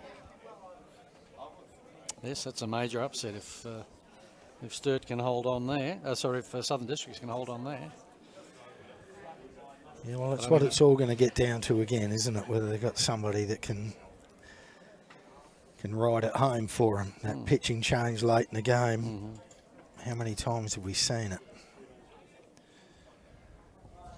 And of course, it's not just the one game. You know, you've got to win the series. Yeah.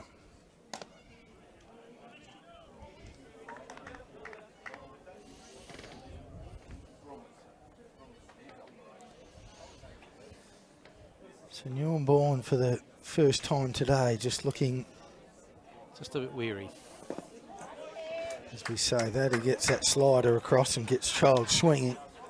Well, he's been so successful with it, I think Child had to be committed to it, didn't he? It's just such a hard pitch to manage because it looks like a fastball and just cuts late. It's a terrific pitch. And there it is again. Runner on first, he is out. So he's able to get out of the innings with just the 2, only the 1 earned run. But Goodwood put on another 2 runs and now draw within a grand slam of tying the game at 7-3. So What do you have there? Henley are up by 7. Henley are up by 7 in the 6th inning. Sturt are trailing Southern Districts at Sturt in the 6th, 2-0. Got any details as to who's pitching those games, or is that asking a little bit much? Give me a second and I'll see if I can navigate my way to the game. Yep. The live feed. You think you might be, Geordie Gross perhaps might be going for Henley, and I'm just wondering whether Brebner Russ is going for Sturt. Right, so again, we'd just really like to thank all of the sponsors today. West Torrens Wedge Tails Social Club, Bell Property at Glenelg, Lockley's Hotel, North Adelaide Dental Care, JDP Painting, Exceed Solar, Your Print Partners, Executive Fig, JSR Plumbing and Maintenance, and F93. Just fantastic stuff. And for Goodwood, Sanderson Flooring, Bergonomics, Avenue Auto Repairs, Summit and Park Car Detailing, JK Ramage Builders, The Highway, Total Asbestos Services, Bendigo Bank at Goodwood, and Fresh and Delicious. And we thank all of those magnificent sponsors for enabling us to do what we do today and have the Spacequake team here bringing it all to you. As Fitzgerald rolls out again. Michael Johnson's going for Southern Districts, and so far he's been pretty good. He's given up just the 2 hits, no earned runs, no runs at all in fact. Struck out 6, has only walked 5. Whereas Brebner Russ is going for Sturt. He's given up just the 1 earned run, but they've scored twice, 4 hits, 4 strikeouts and 2 walks. So it's a tight game up there at Sturt. Yeah. And they've only had the 2 hits, 1 to Ridding and 1 to Atkins. So none of their big boppers have been able to hit. They'd probably be at South, yeah. Right? Ooh. Oh. He gets a tough hop there, backhand play, but you don't see that very often. He's pretty immaculate usually, Jeremy. So a good break for West Torrens and for Maxi Stagg. The old adage, you get the ball in play, as Peter Pake showed the last inning, and you never know what can happen. Yep. With Hambley coming to the plate right now. Especially for Fitzgerald, and again I might just ask if I can just to get a bit of an update of where Fitzgerald's at. Yeah. Because he'd have to be getting right up there.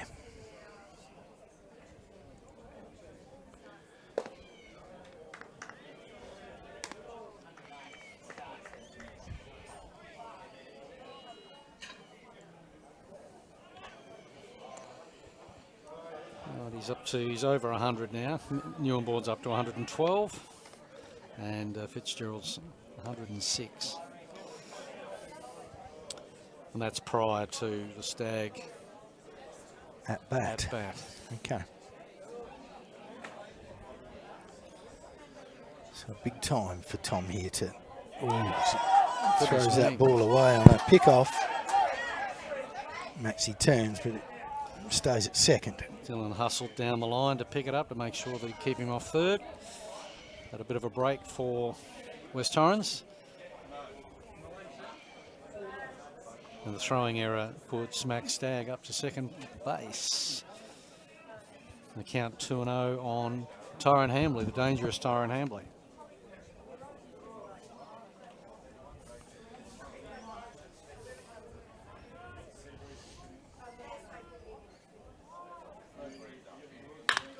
Rips that down the third baseline. Stagg will score. It's gone all the way to the fence as the big T-Bone wobbles his way around first and stands up at 2. RBI double. T-Bone Hamley. Lights up the crowd on the balcony. And, yeah, wonderful hit. Kept it just inside the bag. Welsh had no chance. And it hit ground and went down in the left field corner, and obviously made it very tough for Goodwood to keep Stagg at 3rd, and obviously he scores and Hamley makes it to second base. Great hitting by Tyrone though. And those little things we're talking about, a wild pick off and gets him to second, and a base hit scores him. But if he was on first, it's probably dubious as to whether... He's probably still at third base. Yeah. Probably. So he wheels away again and misses outside. Ball 1.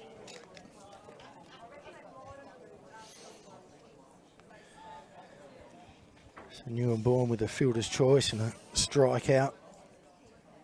The runner in scoring position would like to help himself out a bit here and knock him in, give himself a little bit more insurance.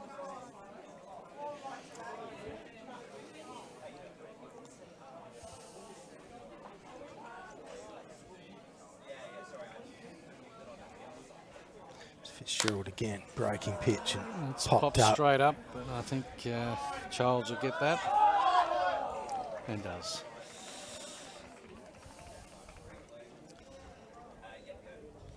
Certainly would have challenged him because it went straight up in the air, and Dylan would have had to have dealt with the sun, but was able to shield it in. Fitzgerald left it for him, got out right out the way, as all pitchers should. Just that rare moment in time, just the one rare moment in time where a pitcher... As Van der Linden gets a pitch outside and gets a decent piece of it foul.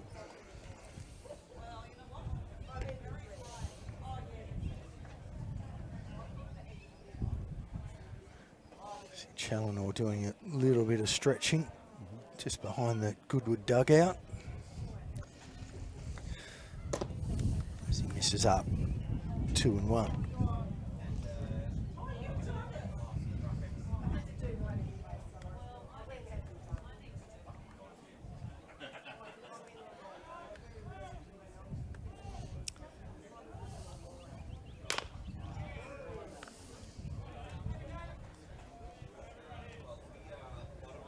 Such a talented baseballer, Nathan Van der Linden, always was.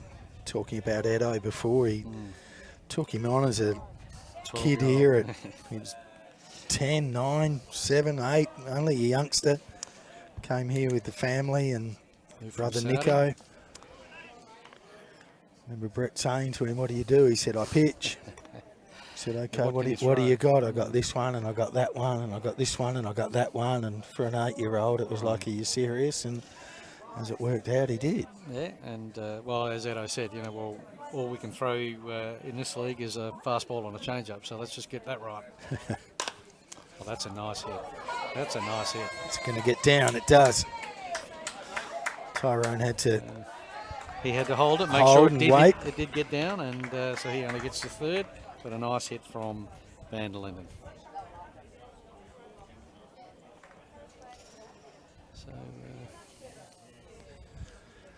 So as Tom's not a positional player for the Indians, probably got that he'll go the distance here. So they're warming up Watkins potentially to come in as their reliever. He's now up to 115 pitches. Yeah, and I think the beauty of the bullpen from the Indians is it's just so durable, they can back up. So even if one of the old fellas comes out, you know, they can come back again, and that's driven. It's out. Oh, and a beautiful catch out there by Peter Pate. Great catch. Nice piece of hitting by Jasper Clark. It's a wonderful Sack RBI. flies Tyrone in.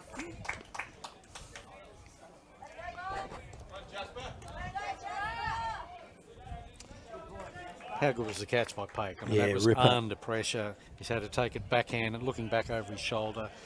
And I think Clark was probably hoping that he was going to get at least onto first base there. So wonderful catch. Oh, for sure. I think he was a bit surprised how well it was hit. Yep. I think he thought he got fisted a little bit, but he got a decent piece of it and ended up needing a Superman catch, and that's exactly what he did.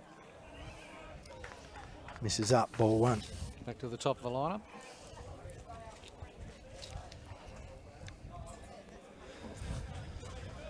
Like all good lead off, so started it off with a 4-3, but There we go. there's a hard hit shot to third base, but easily lapped up by Welsh, and that retires the Eagles.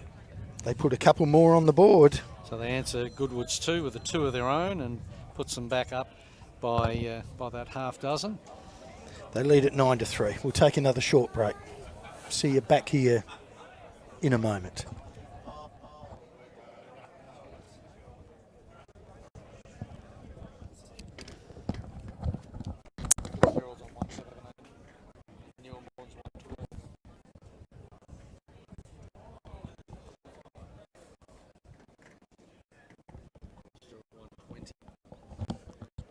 South of holding stir.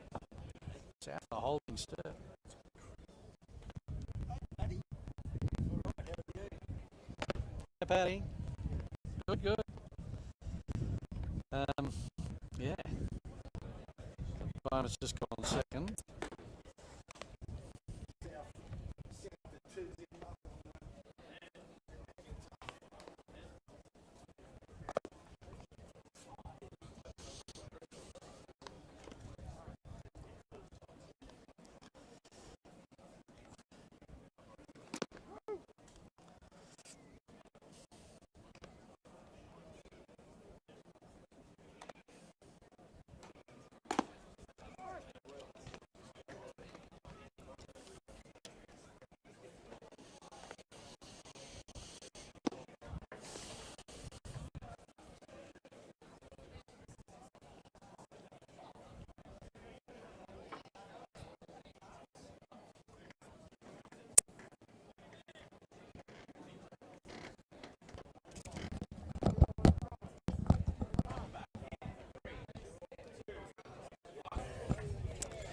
So welcome back. Top of the 6th. Newborn still going. First pitch. Nice swing by Hutchings. Foul ball. 0-1. So again, Andrew, both lineups are showing their experience and their MO by making sure that every pitcher is having to work hard for their outs, and they've forced both of them into over the 100 mark now, and they're sort of going to be approaching their limits. Yeah, and it's just simply come down to a team just, taking advantage of opportunities better than the other one, because they're just about equal in batter to the plate. So hasn't really been dominated by. It hasn't been a dominating innings, has there? Really? No. Oh, there's a great pitch. Completely froze Matty Hutchings. He just had control of that slider, and that was an absolute pearler, because just started at the front knee and twisted across the plate. Absolutely beautiful pitch, especially where he is in his count right at the moment. And again, just... You probably hope he doesn't waste too many pitches at this point in his day. Now he's over 110, I guess. He's going to have to try and make sure that the ground backs him up, the field backs him up, and he doesn't waste too many pitches.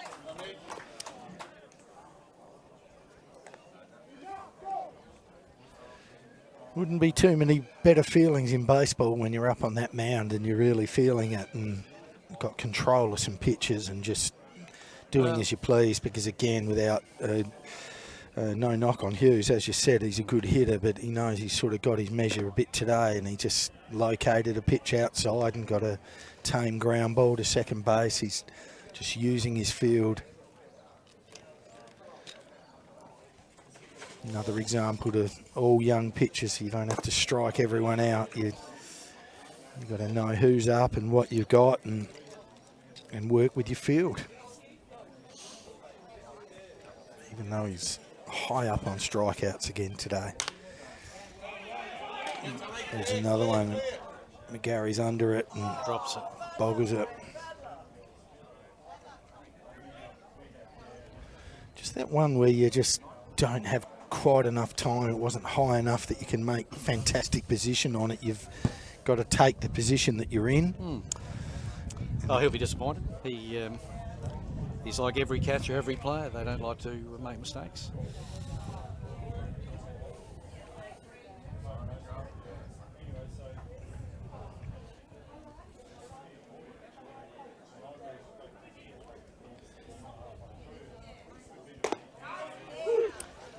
Only given up the 4 hits. Newborn, one of them being a running bunt for a base hit. A couple of homers. Single to Creswell. It's been in complete control. And there's a line drive and the Hambley. The big fella. Absolutely sensational. That was a line drive down the first baseline to the right of Tyrone. And he just laid out and took a cracker. Sets the balcony alight. What a catch. Tommy Fevig may well have been thinking he was going to be standing at second or third base. Such was the contact. My goodness, what a catch. Yeah, and that's that thing again with Hamley. He's just he's so a great fielder. He is a great fielder. He's so underestimated. He's got greater range than you think he has. His glove is immaculate. He's just a fantastic player. And let's face it, like when you look around the success of his vintage of player, probably only Stephen Welsh went further than him in terms of playing professionally at high levels. I know Keiki and Cressy have played indie ball, but Bone played Division 1 NCAA, and it's a pretty significant level. And of course, Stefan made AAA.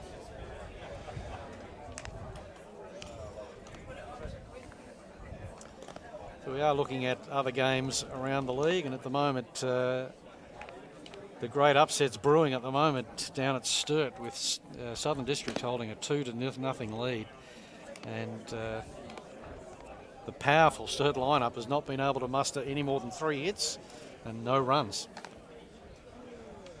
Yeah, that's phenomenal. And as I said, that will be at South, won't it? No, that's it's at Sturt. Is it?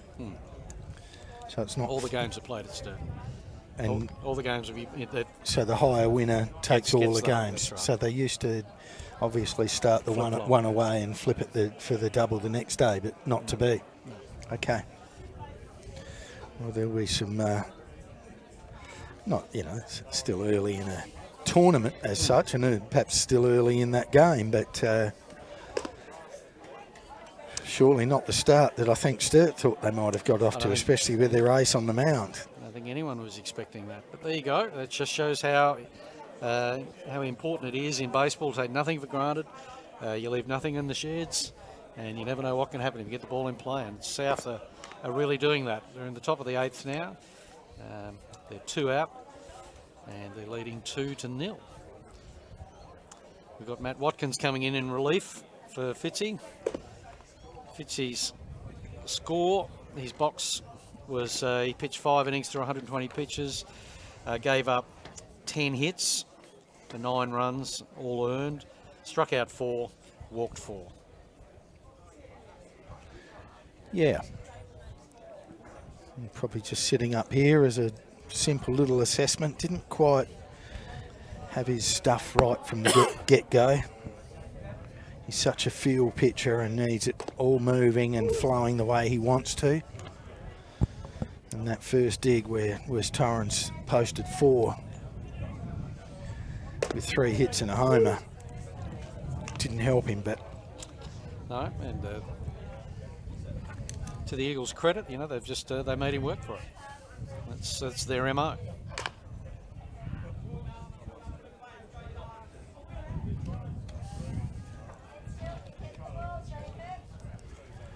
And especially when you know you've got a guy like Tom that sometimes it's a little bit of feast and famine with him, that he's right on, and there's a good change up by Watkins and gets Scotty swinging through for a strikeout. Scotty for his first strikeout.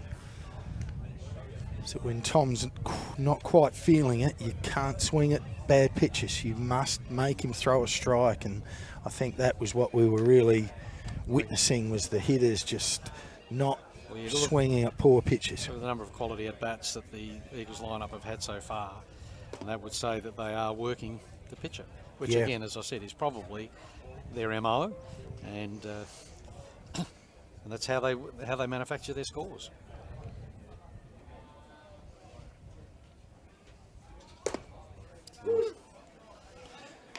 So this guy's been a good story, coming from Golden Grove and getting on the mound for the MVP'd in their premiership season. Absolutely. I think he pitched every day. That's gone. I don't think so. Not quite. Thought he'd got all of it, didn't. Just a little up and under it. Deep fly ball left field. Good piece of it, but not good enough. Well done, Watkins.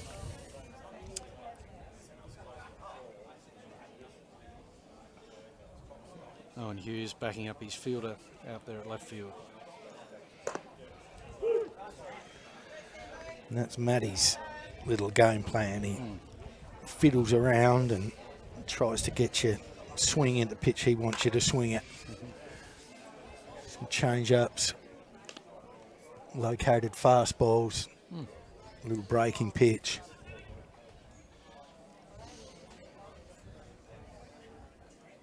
As he wheels away again, and same sort of pitches. McGarry of the Sam type fouls it into the car park.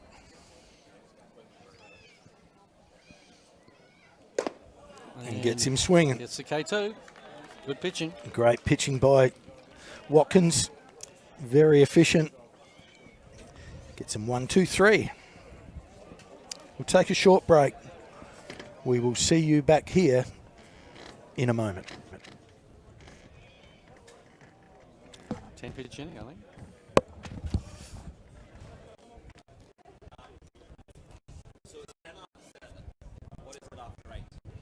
Well, anything after the 7th inning. So the 7th inning or the 8th inning, there's a 10-run lead. So it stays at 10. Yeah.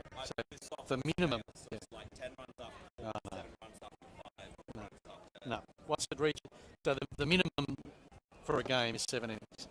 It has to be a 10-0 lead. Anything beyond that? Yes. So if Torrens turn over a 1, 2, 3 inning here, Yeah. they, Well, we're only 6 up. slam would boost the ball.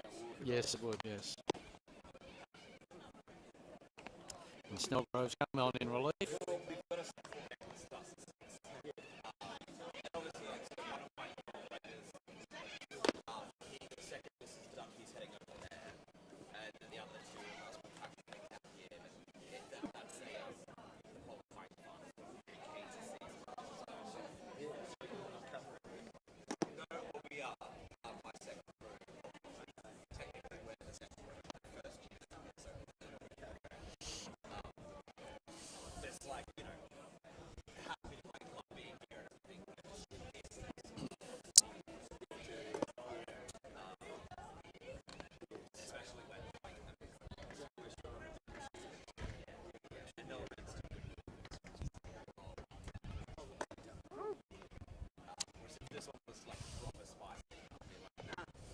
Three needs to go yet.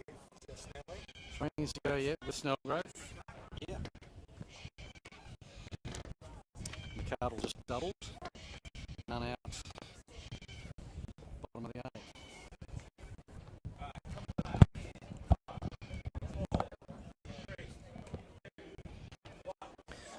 So welcome back. We are at the top of the 7th. There's a pitching change for the Eagles. Newborn's done an absolute superb job. What was his little box? So he threw 6 innings, 123 pitches, gave up 5 hits for 3 runs, 2 of them earned, for 12 strikeouts and just the 3 walks. So a pretty stellar day for Mitch Newborn. And he's been replaced by James Snellgrove, right-handed pitcher.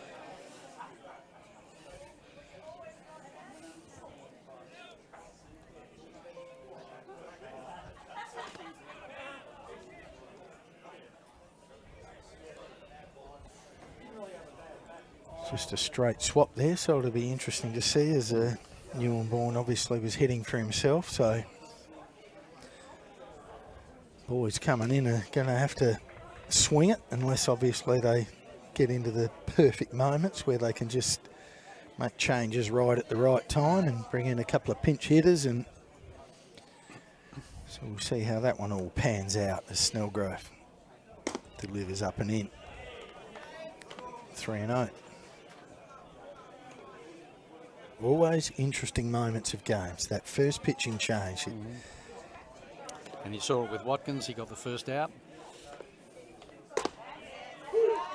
Snellgrove's got to find his range and find the zone. He's been a good pickup for you too. Yeah, another one of those guys who was came to us from East Torrens and had a lot of good mates here, and so just felt it was time for a bit of a shift of venue. And Hake pulls in a nice little chip shot out to right field and singles to Vanderlinden and gets on base. And you know what? It goes in the book as a single nine, and it could have been crushed or it could have been anything. So it's not really... Throwback to the previous at-bat when it was Tom Phoebig's absolutely crushed it. And Tyrone's come out of nowhere and plucked it out of the air. So that's the nature of the game, is it not? Sure is.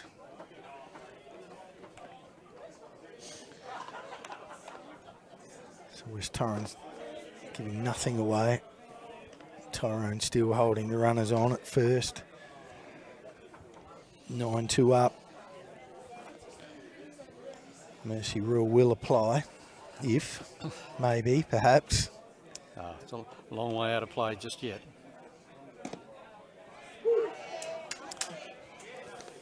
Finds the outside part of the plate. 1-1. Good to see so much baseball royalty here with Brian Cakebread and even Ian Revel here, who was a wonderful player and recovering from surgery. Yep. So we wish Rev well in his recovery. He said it's been a bit painful, just talking to him before the game, but it's fantastic that he's out here. Yeah, I think I saw a bourbon in his hand, so obviously recovery's going okay. Anaesthesia, I guess. Anaesthesia. Snellgrove, runner on first. Ball's hit hard. Hambley. Here's going to be some real, unfortunately, they end up getting no outs. It's a throw from Tyrone and heads up, baseball.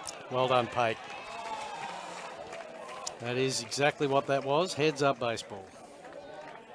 Yeah, one of those moments where you just, superb take by Tyrone, but it got him moving and he was in the air and had to deliver to second base and got a high throw which took George up. And off the base, and so the runner safe there, and he then tried to get the runner at first and he was safe, and there's a little drop ball and Pate sensed it and saw it and swipes third. So runners now in the corner, none out. And the heart of the lineup becomes. So as I said, it's premature to be discussing mercy rule decisions here. Sorry, Mark. Now that Mitch Newborn's out of the game.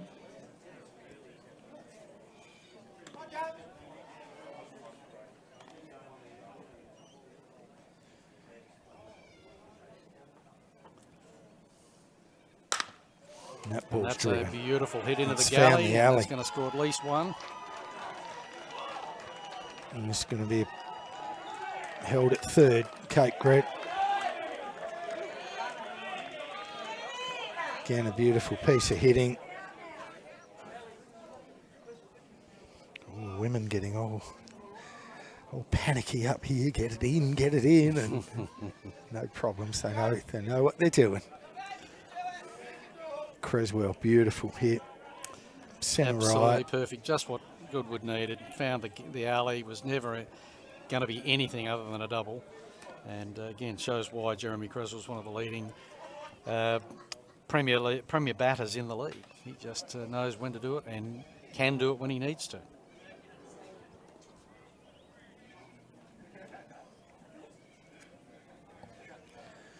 So all of a sudden we have a moment. West Torrens infield's playing back. So again, they're quite happy to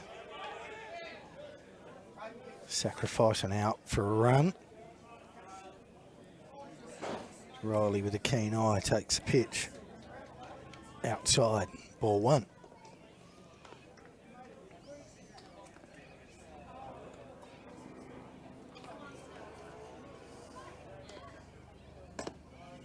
This is inside.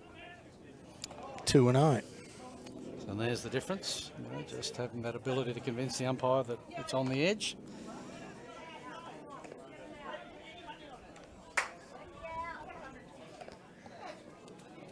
Things can change so quickly in this game. I'm sure if it only was only a tiny little percent that West Torrens camp were probably thinking they could get some pitches out there and get this job done. Save one of their more major arms. And here we are, 9-4. Runners on second and third. And none out.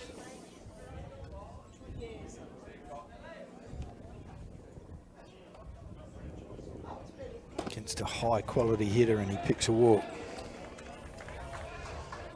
Wow.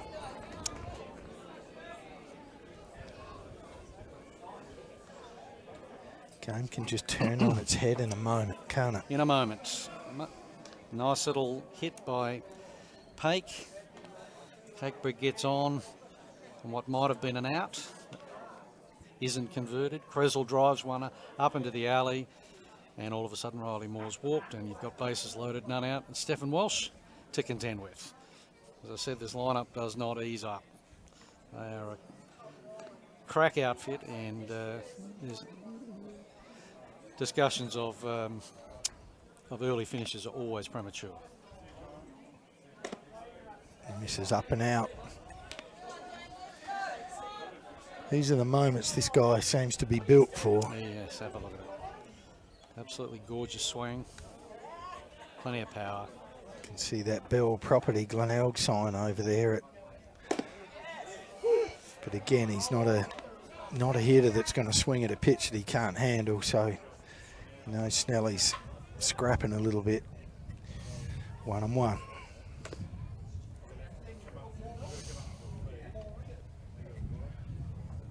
Again, from the set, he delivers and comes straight down the chute and gets a good fastball across. 1-2.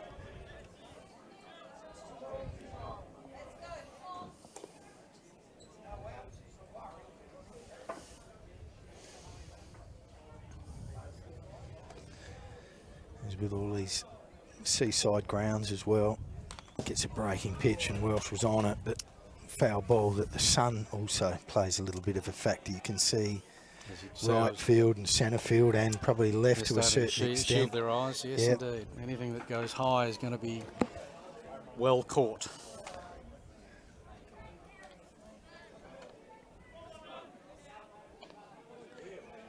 Snellgrove delivers again. Gets a good pitch. Gets well swinging through it. It's a very big out for James Snellgrove.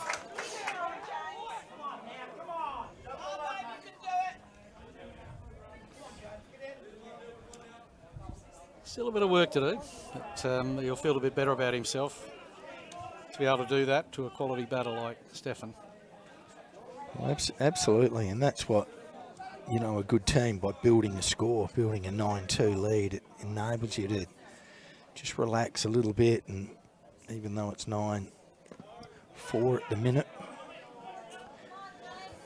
instead of having to infield in and get a bit panicky, you can still just play the percentages and play back and trust yourself. You know, trust yourself. Trust yourself. Get some outs. Try it for a strike. He delivers again. Foul ball. Still plenty of excitement at Sturt at the moment. It's a 2-0 in Southern District's favour, with none out. Roger at first and Chapel at bat. Back here. It's still Snellgrove to Dylan Child.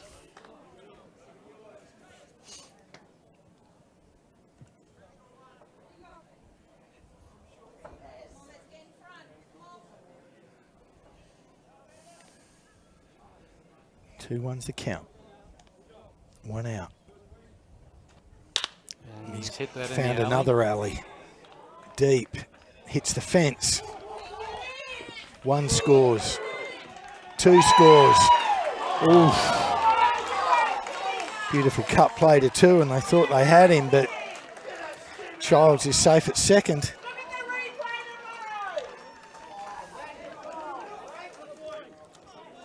That's a wonderful shot from Dylan Child. Again, just underlines what I've been saying all day, that every batter in their lineup is a dangerous hitter. And fantastic hit by Dylan Child into the left field alley, and picks up 2 runs, puts himself at second, and Riley Moore moves around to third. Especially coming off K2, KC, K2. Yeah. And sure, it was against a different pitcher, but still, you know, you... Well, you've just got to keep in there, don't you? Yeah, you sure and do. all of a sudden, it's you know, it's only a 3-run ball game. Yep, another visit by Tyrone. They certainly would have liked to have picked up the runner at second, but wasn't to be.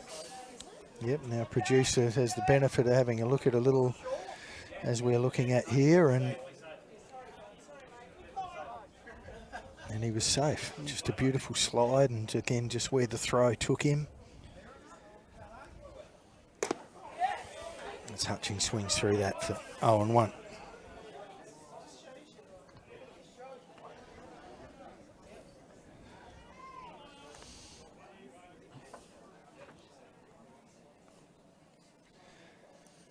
So nothing changes here. Infield still playing back. Snellgrove rolls over a curveball. 0-2.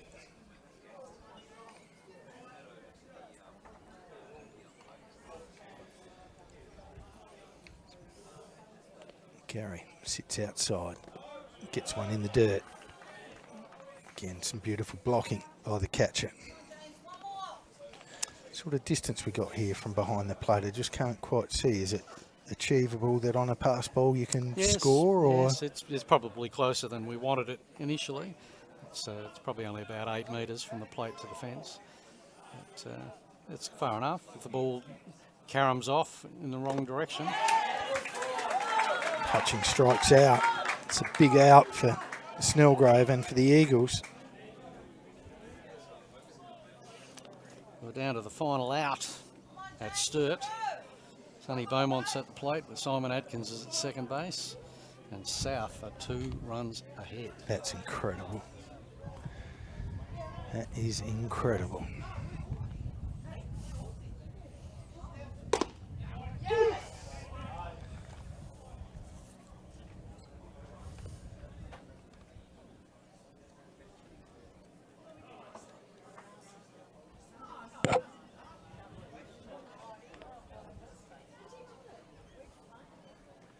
Snellgrove again, gets one off the fist. George takes it, gets it over to Hamley.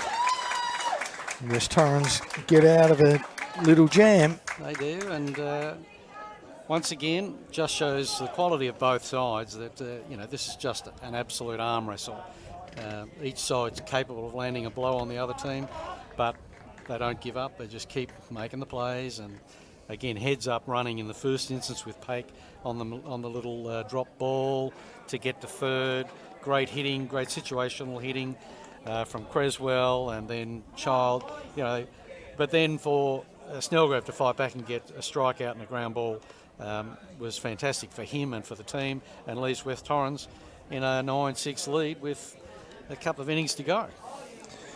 Yeah, and it looks like they might have taken Hughes out of the game. Watkins hit for himself in that slot. That's right. Feebig's gone out to left field. And it is all over at Sturt. The Southern Districts have upset the #1 seed. Well, 2-0. they'll be up and about. The boys from South, we know they do like to get on it a bit. Big effort by them, huge effort, especially to hold that team scoreless. Absolutely. Shut them out. That is a massive performance. Boy, I'm sure you... Still going to have to win both legs tomorrow if they're going to progress to the... Mind you, they are the only team that does have the double chance. It then brings into play the loser of this game, this series, if South do hold on for another game tomorrow. Yeah. As you said, they've got Tyndall and Arnold. So they've got a couple of good starters up their sleeve. Both of the boys go deep into games generally. Yep. So it's going to be a real test. And a test for the reigning premiers too, as you said. You know, they're short of to go around again, but you wouldn't have been banking on them losing game one. I wouldn't have thought so. So we've got a 9-6 ball game. Maxie Stagg up to face Matt Watkins.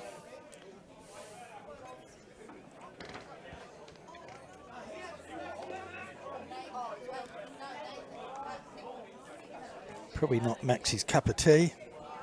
He likes the ball coming onto the bat a little bit. But as he evolves as a hitter and has some bigger ambitions and desires in the baseball world, got to learn to compete with off-speed pitching. Rolls over on a ground ball. Welsh stays down on it, picks it up, and shelling peas for Welshie, 5-3.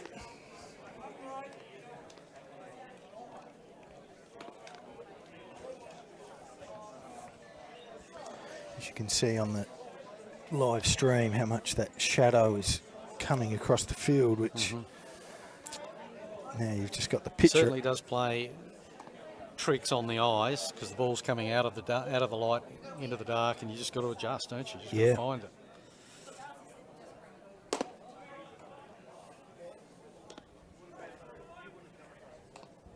Yeah,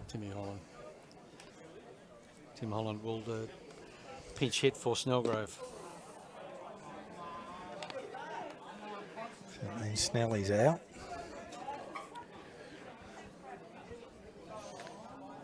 Big Barker warming up.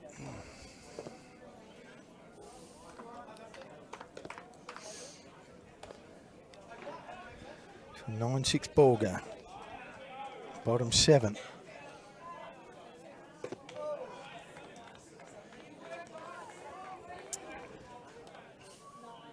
Once again, the change of speed has just thrown the Eagles batters off at the moment. They're just needing to adjust to Watkins's pace.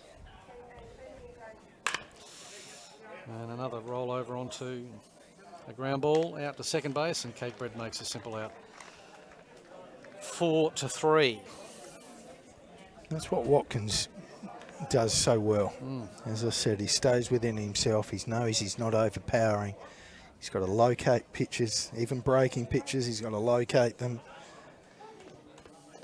Come into this game, got a couple of strikeouts, a couple of ground outs and a fly ball. As we said, Hollands is... Tim Holland is batting for James Snellgrove in the lineup. As Neuenborn originally was hitting for himself.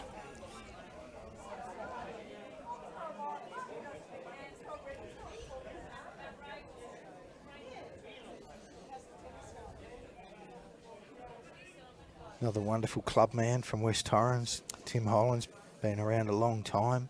Had a little break for a while. No, we didn't have a break. He went. He moved with work initially to Tasmania, and then to Victoria, and then since he's left Victoria, he's come back to here, and he came straight back to us. So again, we're delighted about that. He's certainly a man about town, and he's got lots of mates at other different ball clubs, and so he easily could have chosen to move elsewhere, but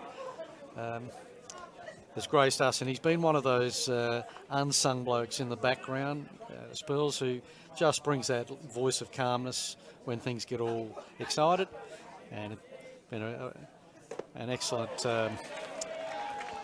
mentor to the younger players, but is struck out there by an excellent pitch from Watkins, Little slider on outside the plate that induced the swing. We'll So once complete again, 7. That's 7 down. And we'll have a short break. See you in a sec.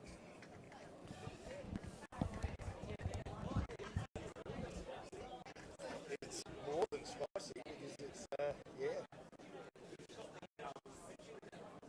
Well, that depends who they bring out. Well, we don't want to go with.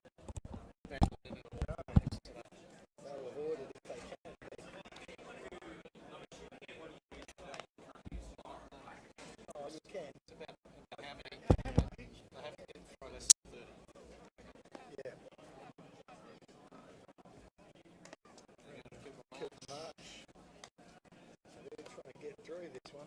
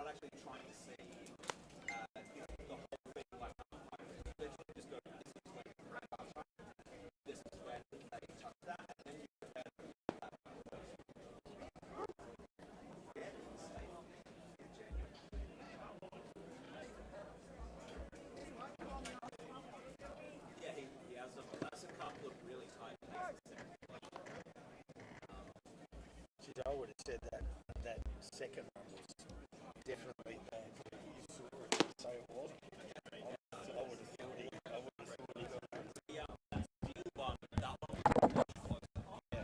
But he started to slide too soon. So he lost most of his momentum before he actually reached the base. Slowed up, or it dug in and slowed up. Yeah.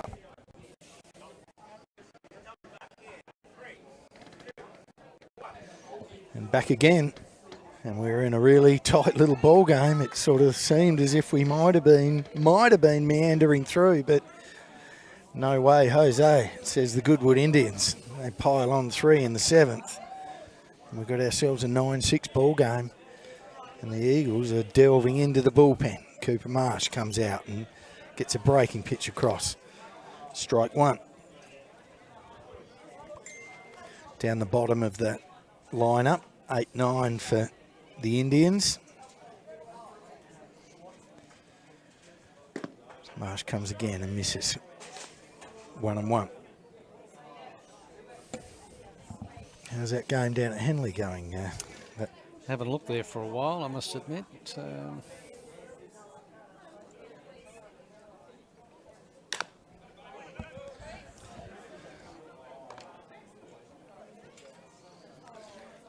Like all good relievers, got to be keeping that ball down. That's the essence of good late relief pitching.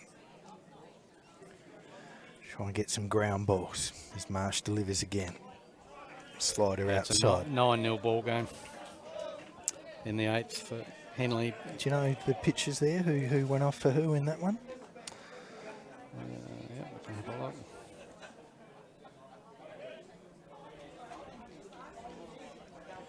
Marsh again as that shadow is nearly out to the pitching plate. And there's a hard hit ball. George stays down on it, delivers. Beautiful play. 6-3. So Riley Moore went off for Kensington, gave up 9 earned runs for 2 strikeouts and 3 walks. Some guy called Wilson Lee's thrown 8 for nothing. And 8 strikeouts. Yeah, and just again, the 1 walk. The beauty of Willie is such a durable guy that, you know, he'll butter up and play in the field tomorrow. So, again, don't have to go to that bullpen, and that is really a crucial thing. Save all of your arms Everything for tomorrow. He's also hit a home run, by the way. Oh, is that all? 1 for 2.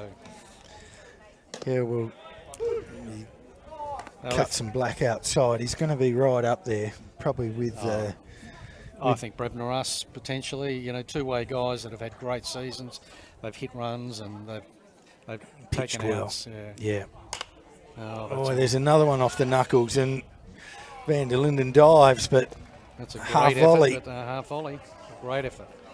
That's 2 wonderful little hits for young Paik. Yes. Just dipped the ball in there in the little gap between second base and right field and got himself on. Well, you know what? Like, again, you've got to hand it to him, because I know you're never really happy when you're not squaring him up and hitting him well, but he got a cake hold in the first at-bat. He running bunt, beautiful running bunt to get a single in the second at-bat, and he's hit a couple of flares to right field, so he's going 3 for, and for a youngster, it's a top effort. And again, he, as the second lead off, he sets the table for Cakebread, Creswell, Riley Moore, Steph Welsh. So doing a fine job in the 9-hole for Goodwood today.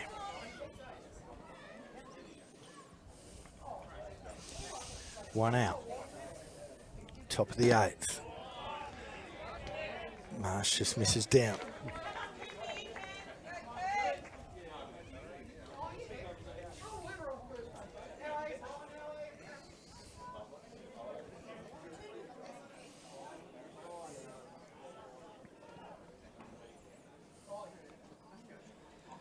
See if he can locate a pitch and get a pitcher's best friend. And again, that was a tad up and in, but called strike.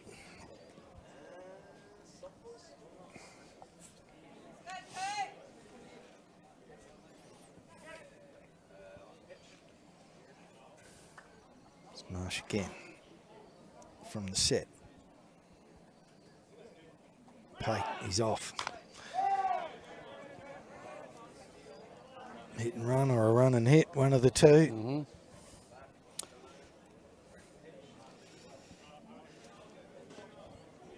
Stays alive, 1 and 2. Fortunate location for Marsh. Just sort of had a little bit of a hook on the inside and managed to get Cakebread to just chip it into his leg, and Paik had a good jump. Probably would have made it, I would have thought. Stays at home, and Marsh strikes him out. I think Cakey might have been thinking of a breaking pitch there and got stunned and froze on the inside fastball. Looks at a pitch across the plate. 2 out. Been a tough year for Coop. Yeah, he sort of battled injuries and just never really got into the season fully mentally and physically as he could have. He even says silly things to me like he doesn't think he's good enough, and we know that's just not true. It's, you know, sometimes you get that way in your headspace and you just need time to get it right. Certainly you saw him, he was one of that extraordinary pitching group. That great hit by Creswell once again. What a star. And Paik will get to third. Just great batting.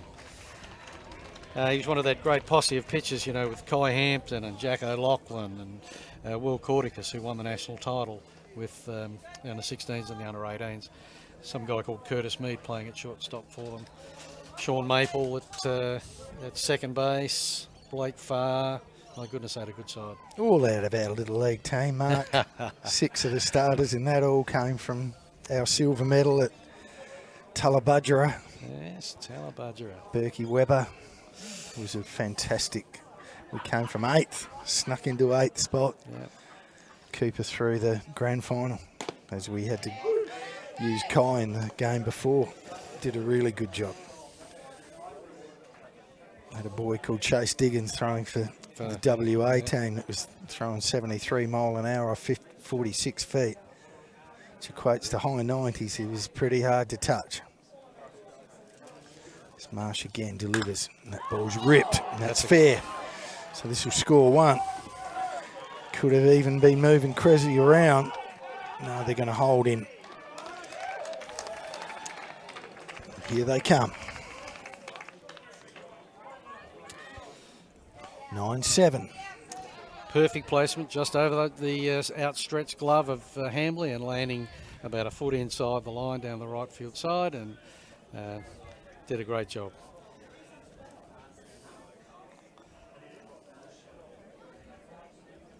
Another visit. Brings Tyrone asking the catcher to come the out. skipper to come in to have a chat and see how he's going to handle the next batter. This just happens to be a guy called Stephen Welsh.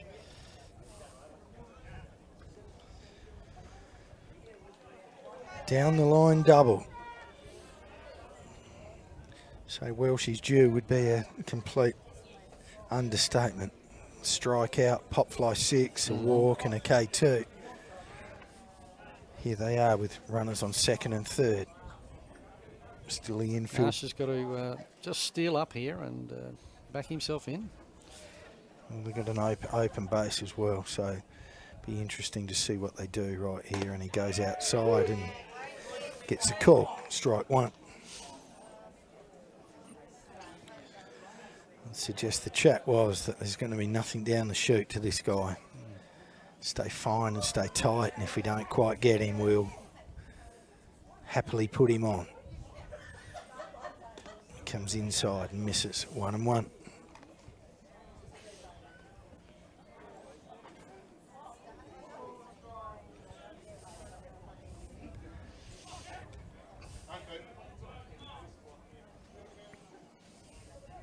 He sets. Delivers outside.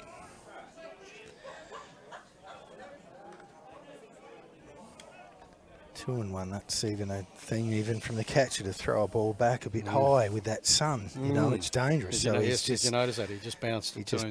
it to him. He Throwing it into the wicket keeper from in the outfield in cricket. clever, Same and he comes inside again. 3-1. They're really very tight to this quality hitter in Stephen Welsh. Again, playing all of the percentages here. Tommy wants it up, bit up and a bit out. He gets it across the plate. Fills the count. Full. 2 out.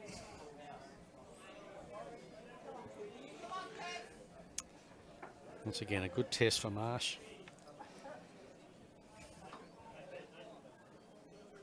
It's the same pitch, I reckon, same spot, and he gets it. And Welsh swings at it. Welsh fouls it down to first base and stays in the at-bat.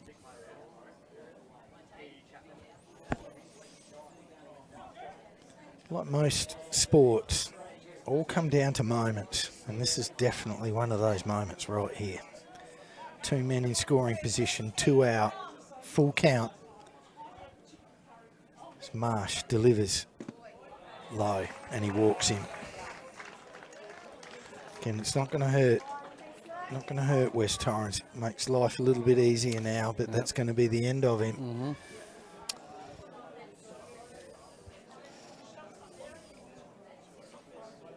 So looks may well be Van der Linden.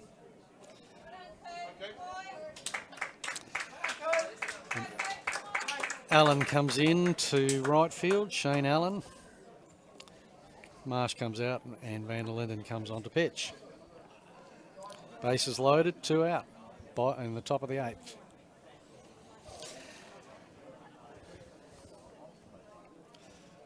So as you said, you know, it's a moment in the game when 2 titanic offences are going head to head, and it's a matter of who blinks first. Absolutely, and the old change-up specialist, Nathan Van der Linden, just lives off the pitch. Just makes the fastball better. He's a crafty pitcher, and he's going to have to be at his absolute best. Exactly. Dylan Child, who, as I said, struck out his first 3 times at bat and then barreled one into left centre. Score a run or 2. This is an extremely big moment.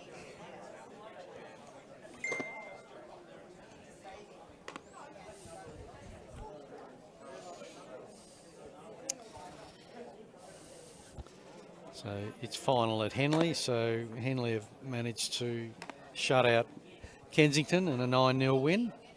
But I repeat, the upset of the day has got to be down at Sturt, where 6th place Southern Districts have managed to squeeze out a 2-0 win and blanketed the almighty Sturt batting lineup. And I would challenge any betting man to have laid a bet on that before today's game, with the sort of offence they have. And so well done to them. Absolutely well done to them. I mean, because it's one thing about, you know, sneaking into the 6th spot and go bang, bang, and we'll see you later. But to win a game off the champions and such a strong hitting lineup is just a massive for them. Just huge for their psyche. I mean, I'm not saying it doesn't really matter what happens from here, but just where they're at and what they're trying to achieve. Really backs up what I was saying about, you know, South are really excited about where they see themselves in the next 5 years, and I agree with them. I can see them absolutely becoming a fixture in the top 6. You know, as clubs go through their cycles, Kensington, you know, are really struggling to hold their place in the top group again, you know, as their lineup and their lineups change and their membership changes. And Austin Gallagher has had to work overtime to keep them in it this year.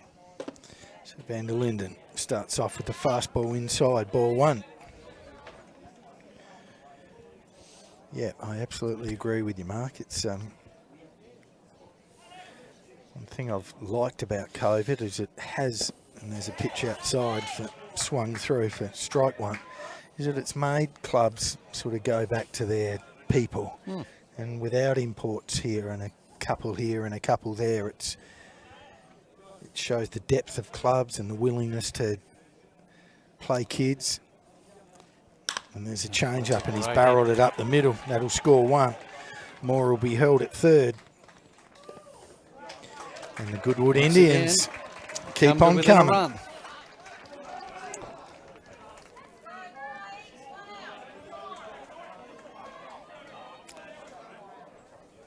It's the 1-run ball game now. Once again, just solid hitting from this veteran lineup who just keep putting the pressure on the pitches and the field. And just credit to them. Up to 12 hits now for the 9 runs. They've only made the 1 error on the day.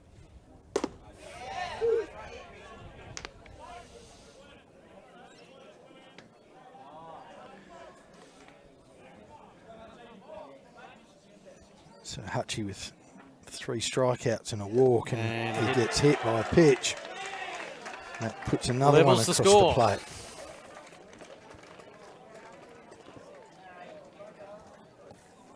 Wowee.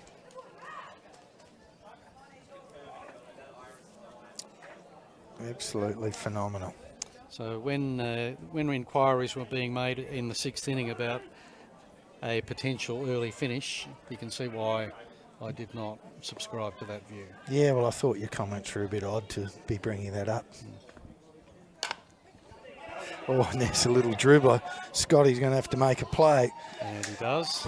And Tyrone Hamley comes off the bag, takes the throw and scores a level. Tags the runner. We've got a 9-all ball game. We do. Bottom of the 8th.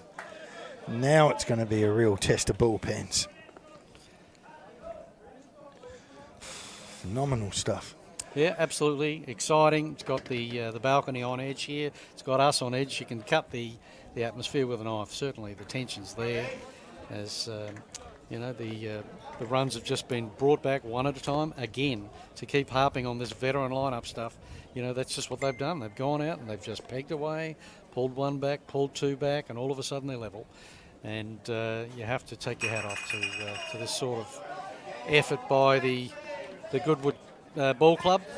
And Watkins comes out in the bottom of the 8th to try and hold them and give the Goodwood lineup a chance to take the lead in the top of the next innings. Yep, and I would imagine that all be on a very short leash. They've got some arms, Phoebe's some come veterans. into left field for Hughes. Yep, and with Fidge and Challenor Both warming up, both I throwing. imagine anticipating hitting the front at the beginning of the next innings, and or maybe having to go to extras. Yeah, well, that won't help the Spacequake boys who were looking to be in two places at once, but unfortunately not. We've got a long ball game on our hands here. 9 And all. I think this, and I think Goodwood know it, that this has implications for the series as a whole. I reckon they'd fancy themselves over 3, and I think West Torrens would be hoping to try and get it done in 2.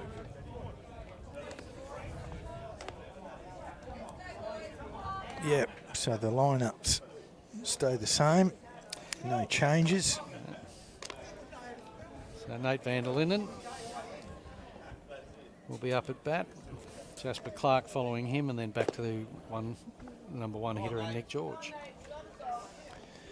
Yeah, van der Linden going 1 for 3 for the day. Pop fly 9, KC single 7. Jasper Clark behind him, who's Went deep. hit a bomb and hit a line drive 9 to sack fly in another runner, so no respite there, and then back to the top of the lineup. So very intriguing time as Watkins bounces one just in front of Moore for ball 1.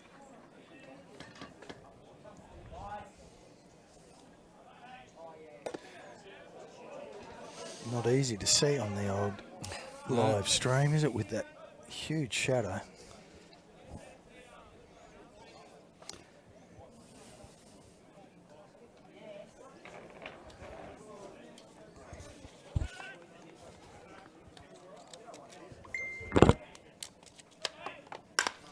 And the Linden lines out to Creswell. Beautiful piece of hitting.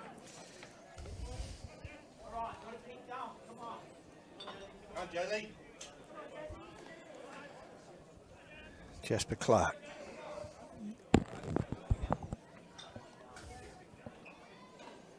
As Watkins again winds and delivers. Just up a tad, ball 1. Well, he certainly put the brakes on this lineup.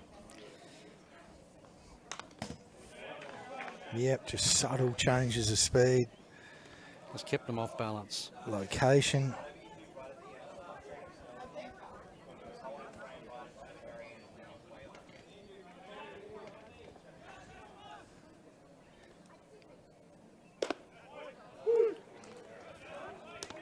Thought that was inside.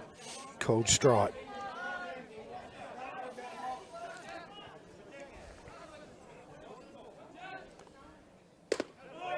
Oof. Very similar spot. Clark sees the irony in the whole thing. 2-2.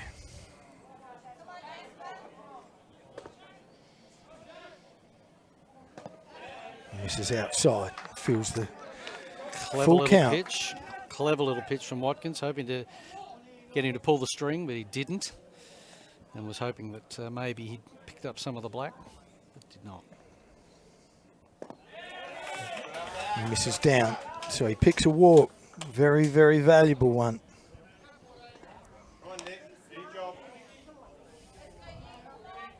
Sends him to the back of the lineup.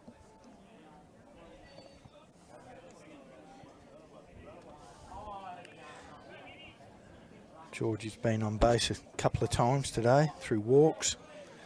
Caught stealing the first time. Stolen base the second time. Big at bat for him.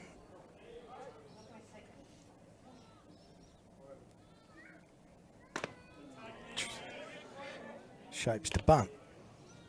Welsh playing right in, sensing it.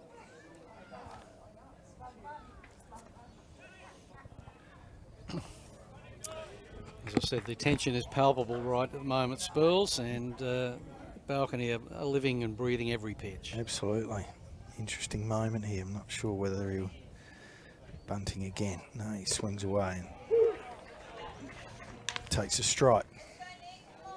1-1.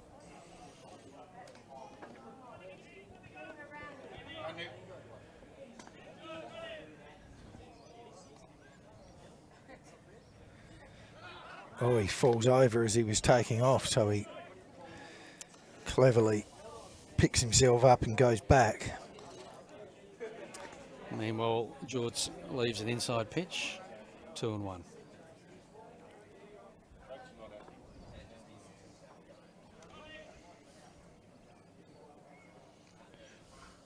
Watkins again from the set.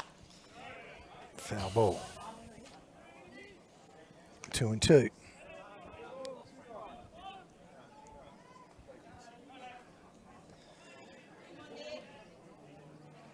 Such a crafty pitcher, Matt Watkins. Running threat on first. And he's off. Gets one. Beautiful throw. Just right on the money. It's the only way that they were going to get him. And they did. Big throw by Riley Moore. 2 out. Absolutely on the money and absolutely brilliantly backed up. The pitch taken from, or the throw taken from Moore and the tag laid. And as good a jump as Clark had, he had no chance. It was a great pitch for him too, because he helped him out, threw it up, sensed he was running, gave his catcher every chance, and he delivered. So now I think we go to the chunkster. Here comes Wigmore.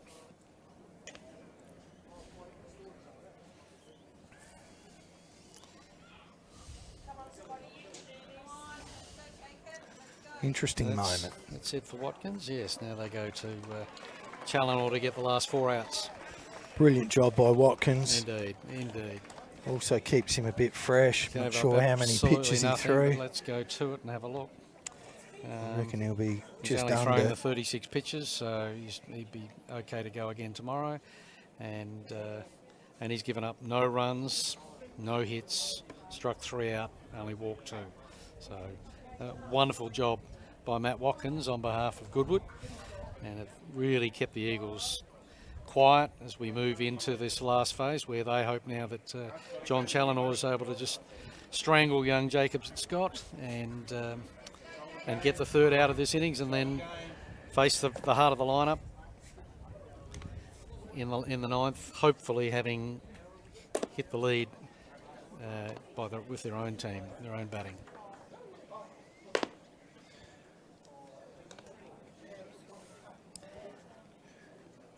The term heavy ball applies here, Andrew, does it not? Oh, it sure does. He's just such a fine pitcher. And I saw him a few years ago, and when he was thinking about coming back, and he was in there with his son and throwing, and he was fresh, and he said his arm felt fantastic, and goes to show again, you know, it really doesn't matter how old you are. If you're fit and you're strong and your arm's good. Tom Brady, you know, classic example. Yeah. 45, I think I've had enough. No, I think I'll go again. I'll go again. One more time. And they're already backing Tampa to win the Super Bowl in the next season. So, yeah, look, age is just a fiction, a fact of the way you think about yourself, I reckon. And, you know, if your body's still capable, your mind, and certainly as a pitcher. So true. You can do it. And so now there's a test for this young lineup. You know, they're facing pressure from this veteran team who know that they want to win this game, and so they're going to try everything they can do to possibly do to try and stop it or make it hard for them. Yep. If not, pick it off and win it themselves. Challinor straight into his work. Fastball. 0-1.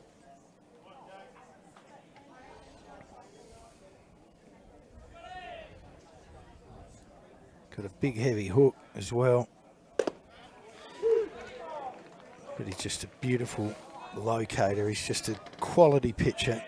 John Challinor has been for a long, long time. There's a change up. Welsh smothers it and gets it. Just superb effort by the Indians. And they roll it on. We'll just have a short break. We'll see you back here in a moment.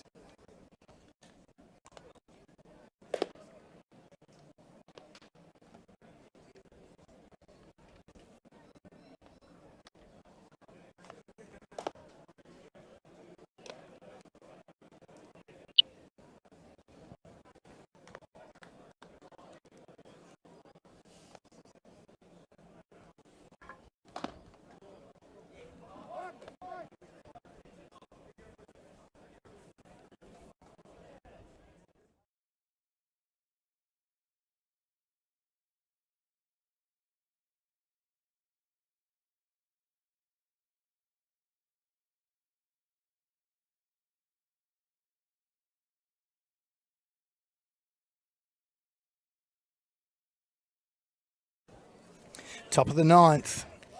Nate van der Linden on the mound.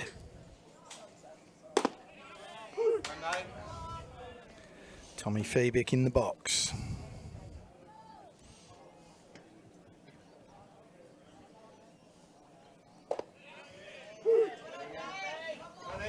Here's that change up. He's got such wonderful control that he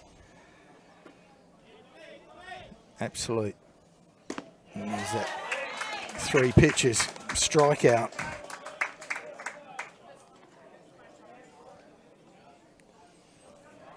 What a wonderful story Nathan is too. I mean, you know, perhaps 3, 4, 5 years ago he was in the wilderness, just a fraction. I'm not sure he knew when or how or what he. Well, he had a storied junior career, as you'd realise. I mean, he broke into Division 1 as a 16-year-old. I think only Andrew Scott was guilty of being playing in the Division 1 younger than Nathan. So he was always under the pump in that sense because he was expectations were so high, and he would regularly make.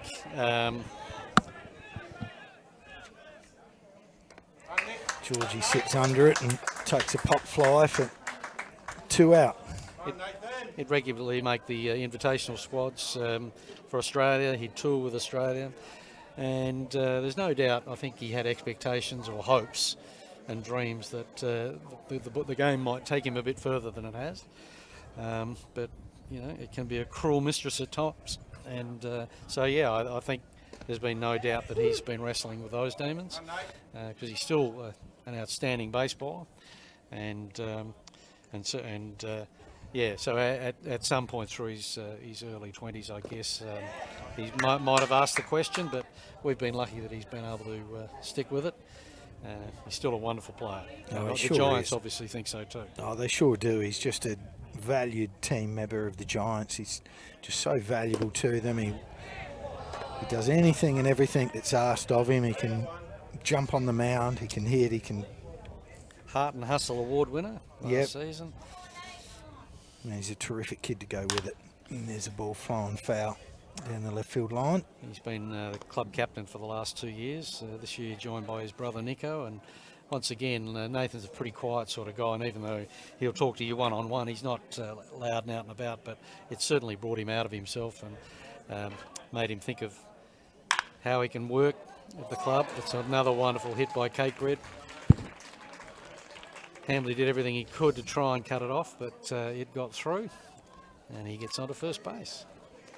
Once again, this lineup does not stop. No, they test you. Now that's 13 hits they've had for the game. And again, considering they started slowly, you know, obviously with Newborn up there dealing, but as soon as he has left this game, it's just changed the face of it completely. Changed the whole dimension of it, hasn't it? And they're coming home strong. If you felt momentum, and you'd think that they had a little bit of it going right at the moment.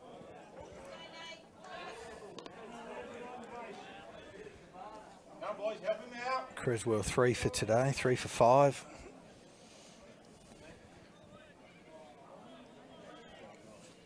Doing a great job, and as Cressy would do, you'd suggest that centre right alley will be one he'd be looking for to give Cakebread every opportunity to wheel around to third. And with Riley Moore coming up, be a threat to go into the lead. Heading into the last innings for the last half inning, and go straight away, going deep. Clark's picked it up. Beautifully taken out there, Jasper Clark. Had to fight the sun there. That was a good recovery for him. Yeah, beautifully hit by Creswell, but not good enough on this occasion. That was a very quick dig for Nathan, exactly what the Eagles would have wanted. In and out as we go to the bottom of the 9th. Now they face the challenge of trying to squeeze a win out here or squeeze a run from the great John Challinor. Yeah. Right in the heart of their lineup. Tom McGarry, Sam McGarry, Max Stagg, Tyrone Hamley. So they're in exactly where they want to be. Yep. McGarry with a couple of hits, Sam with one, Max with the long ball. Tyrone with a couple of shots and a walk. So Well, they've got the capacity to do it, and the challenge is there because, as I said, it probably doesn't get much more difficult than facing John Challinor, and you're going to have to work hard for it, but it's baseball. Anything can happen. oh, for sure. I mean, again, John's not going to blast you away. No. But he'll hit spots, pick the right pitch at the right time. And he'll get you to hit where he wants you to hit it. That's what I notice about him. Very few people just come up and just tee off on him, hit him to different parts of the ground. If he wants you to ground out to shortstop, that's the pitch you get. Yep. And that's invariably what they do. So we've got ourselves a ball game here, folks. Hope you're enjoying it. Proudly brought to you by the sponsors that we've been flashing up at Space Quake Sport Group here. Doing a wonderful job as normal, and there's Challinor. Starts it up straight away, gets ahead of the count. So important. First pitch strike. He winds and goes again. Comes inside this time and misses by a whisker. 1-1.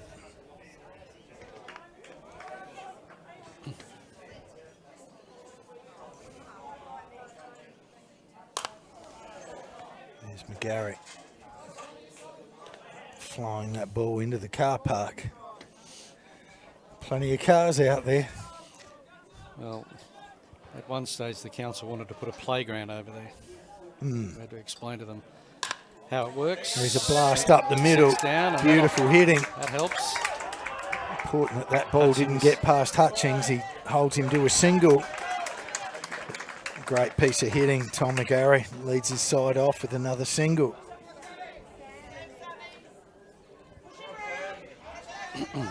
This is an interesting moment here. See what they think they might do.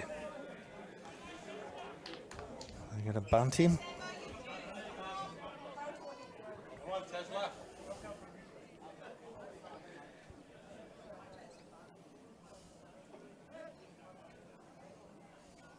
And he shapes. He gets a little bit. Tries a running bunt. Yeah, well, he's got some chances to do it. He was given the green light to swing, so that he had one chance at it and just missed it. Now It is a bit like asking Aaron Judge and Giancarlo Stanton to stand up there and bunt. Not that I'm comparing him to them, of course. No, Just, Welshie was anticipating a bunt and he was well in, and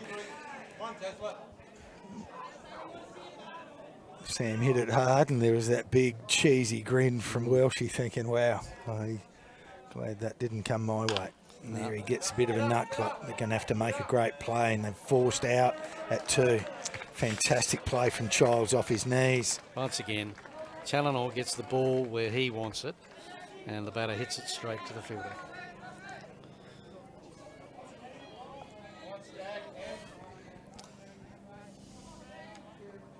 Huge play by Goodwood there. Absolutely. Just not wanting to get that runner into a scoring position, doing everything they possibly could and Completely the right play, didn't panic, made the throw.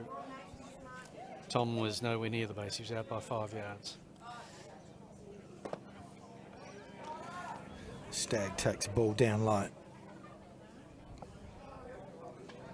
9-0 ball game. Certainly didn't look like that in the 5th or the 6th, but you can never underestimate the Indians. With a touch of class and doing the right things at the right time, they've got themselves right back into this ball game. And we might be here for a little while. Called strike. 1-1. 2-1. 2-1, sorry.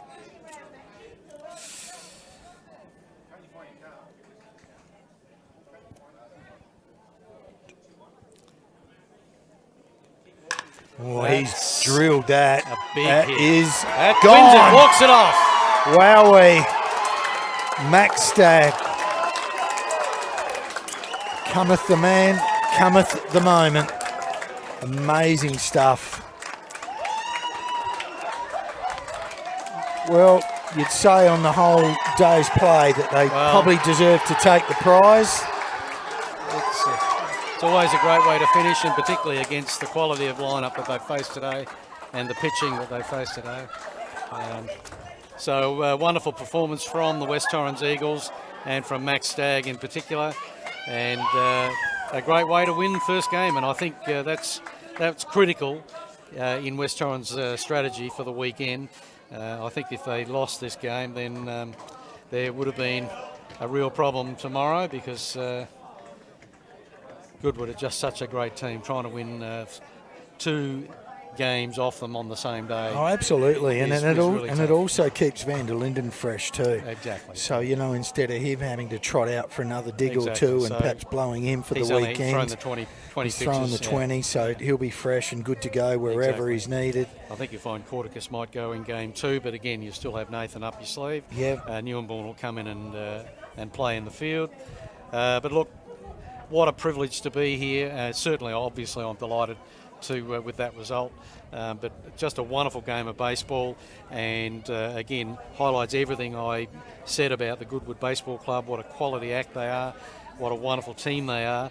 And I'm really, really proud of the West Torrens Eagles, because they were able to overcome them today under the pressure of the moment, where a great team is putting the hard word on you, and you've got to come up with the goods, and today they did. Oh, absolutely, and especially it's not just any team putting the heat on you. No. It's Goodwood, who are just lathered with talent. You know, they've got hitters just everywhere. They've got arms that can do a job. Right.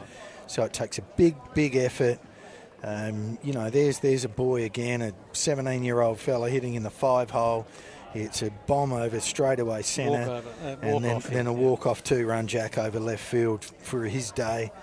What a sensational performance. What a terrific game. Yep. It really sort of evolved as the day went on. 9-all in the 9th. Certainly after the 5th inning, it really became interesting as the bullpen game took over, and initially quieted down West Torrens, but they were able to eke it out. East Torrens, excuse me. Goodwood made a great run at them, and the Eagles just got up. Yep, no, absolutely fantastic. Enjoyed our day here with you, Mark. Good on you, mate. Great stuff. Thanks to Spacequake for bringing it all to us. If you're interested, you jump down to the ballpark tomorrow and see how this one concludes and how the other games conclude as well. Game 2 will be 10 a.m. tomorrow. Fantastic. Thanks very much. We'll shut things down and close it off. It's been a real pleasure. Thanks, see you guys. later. Cheers.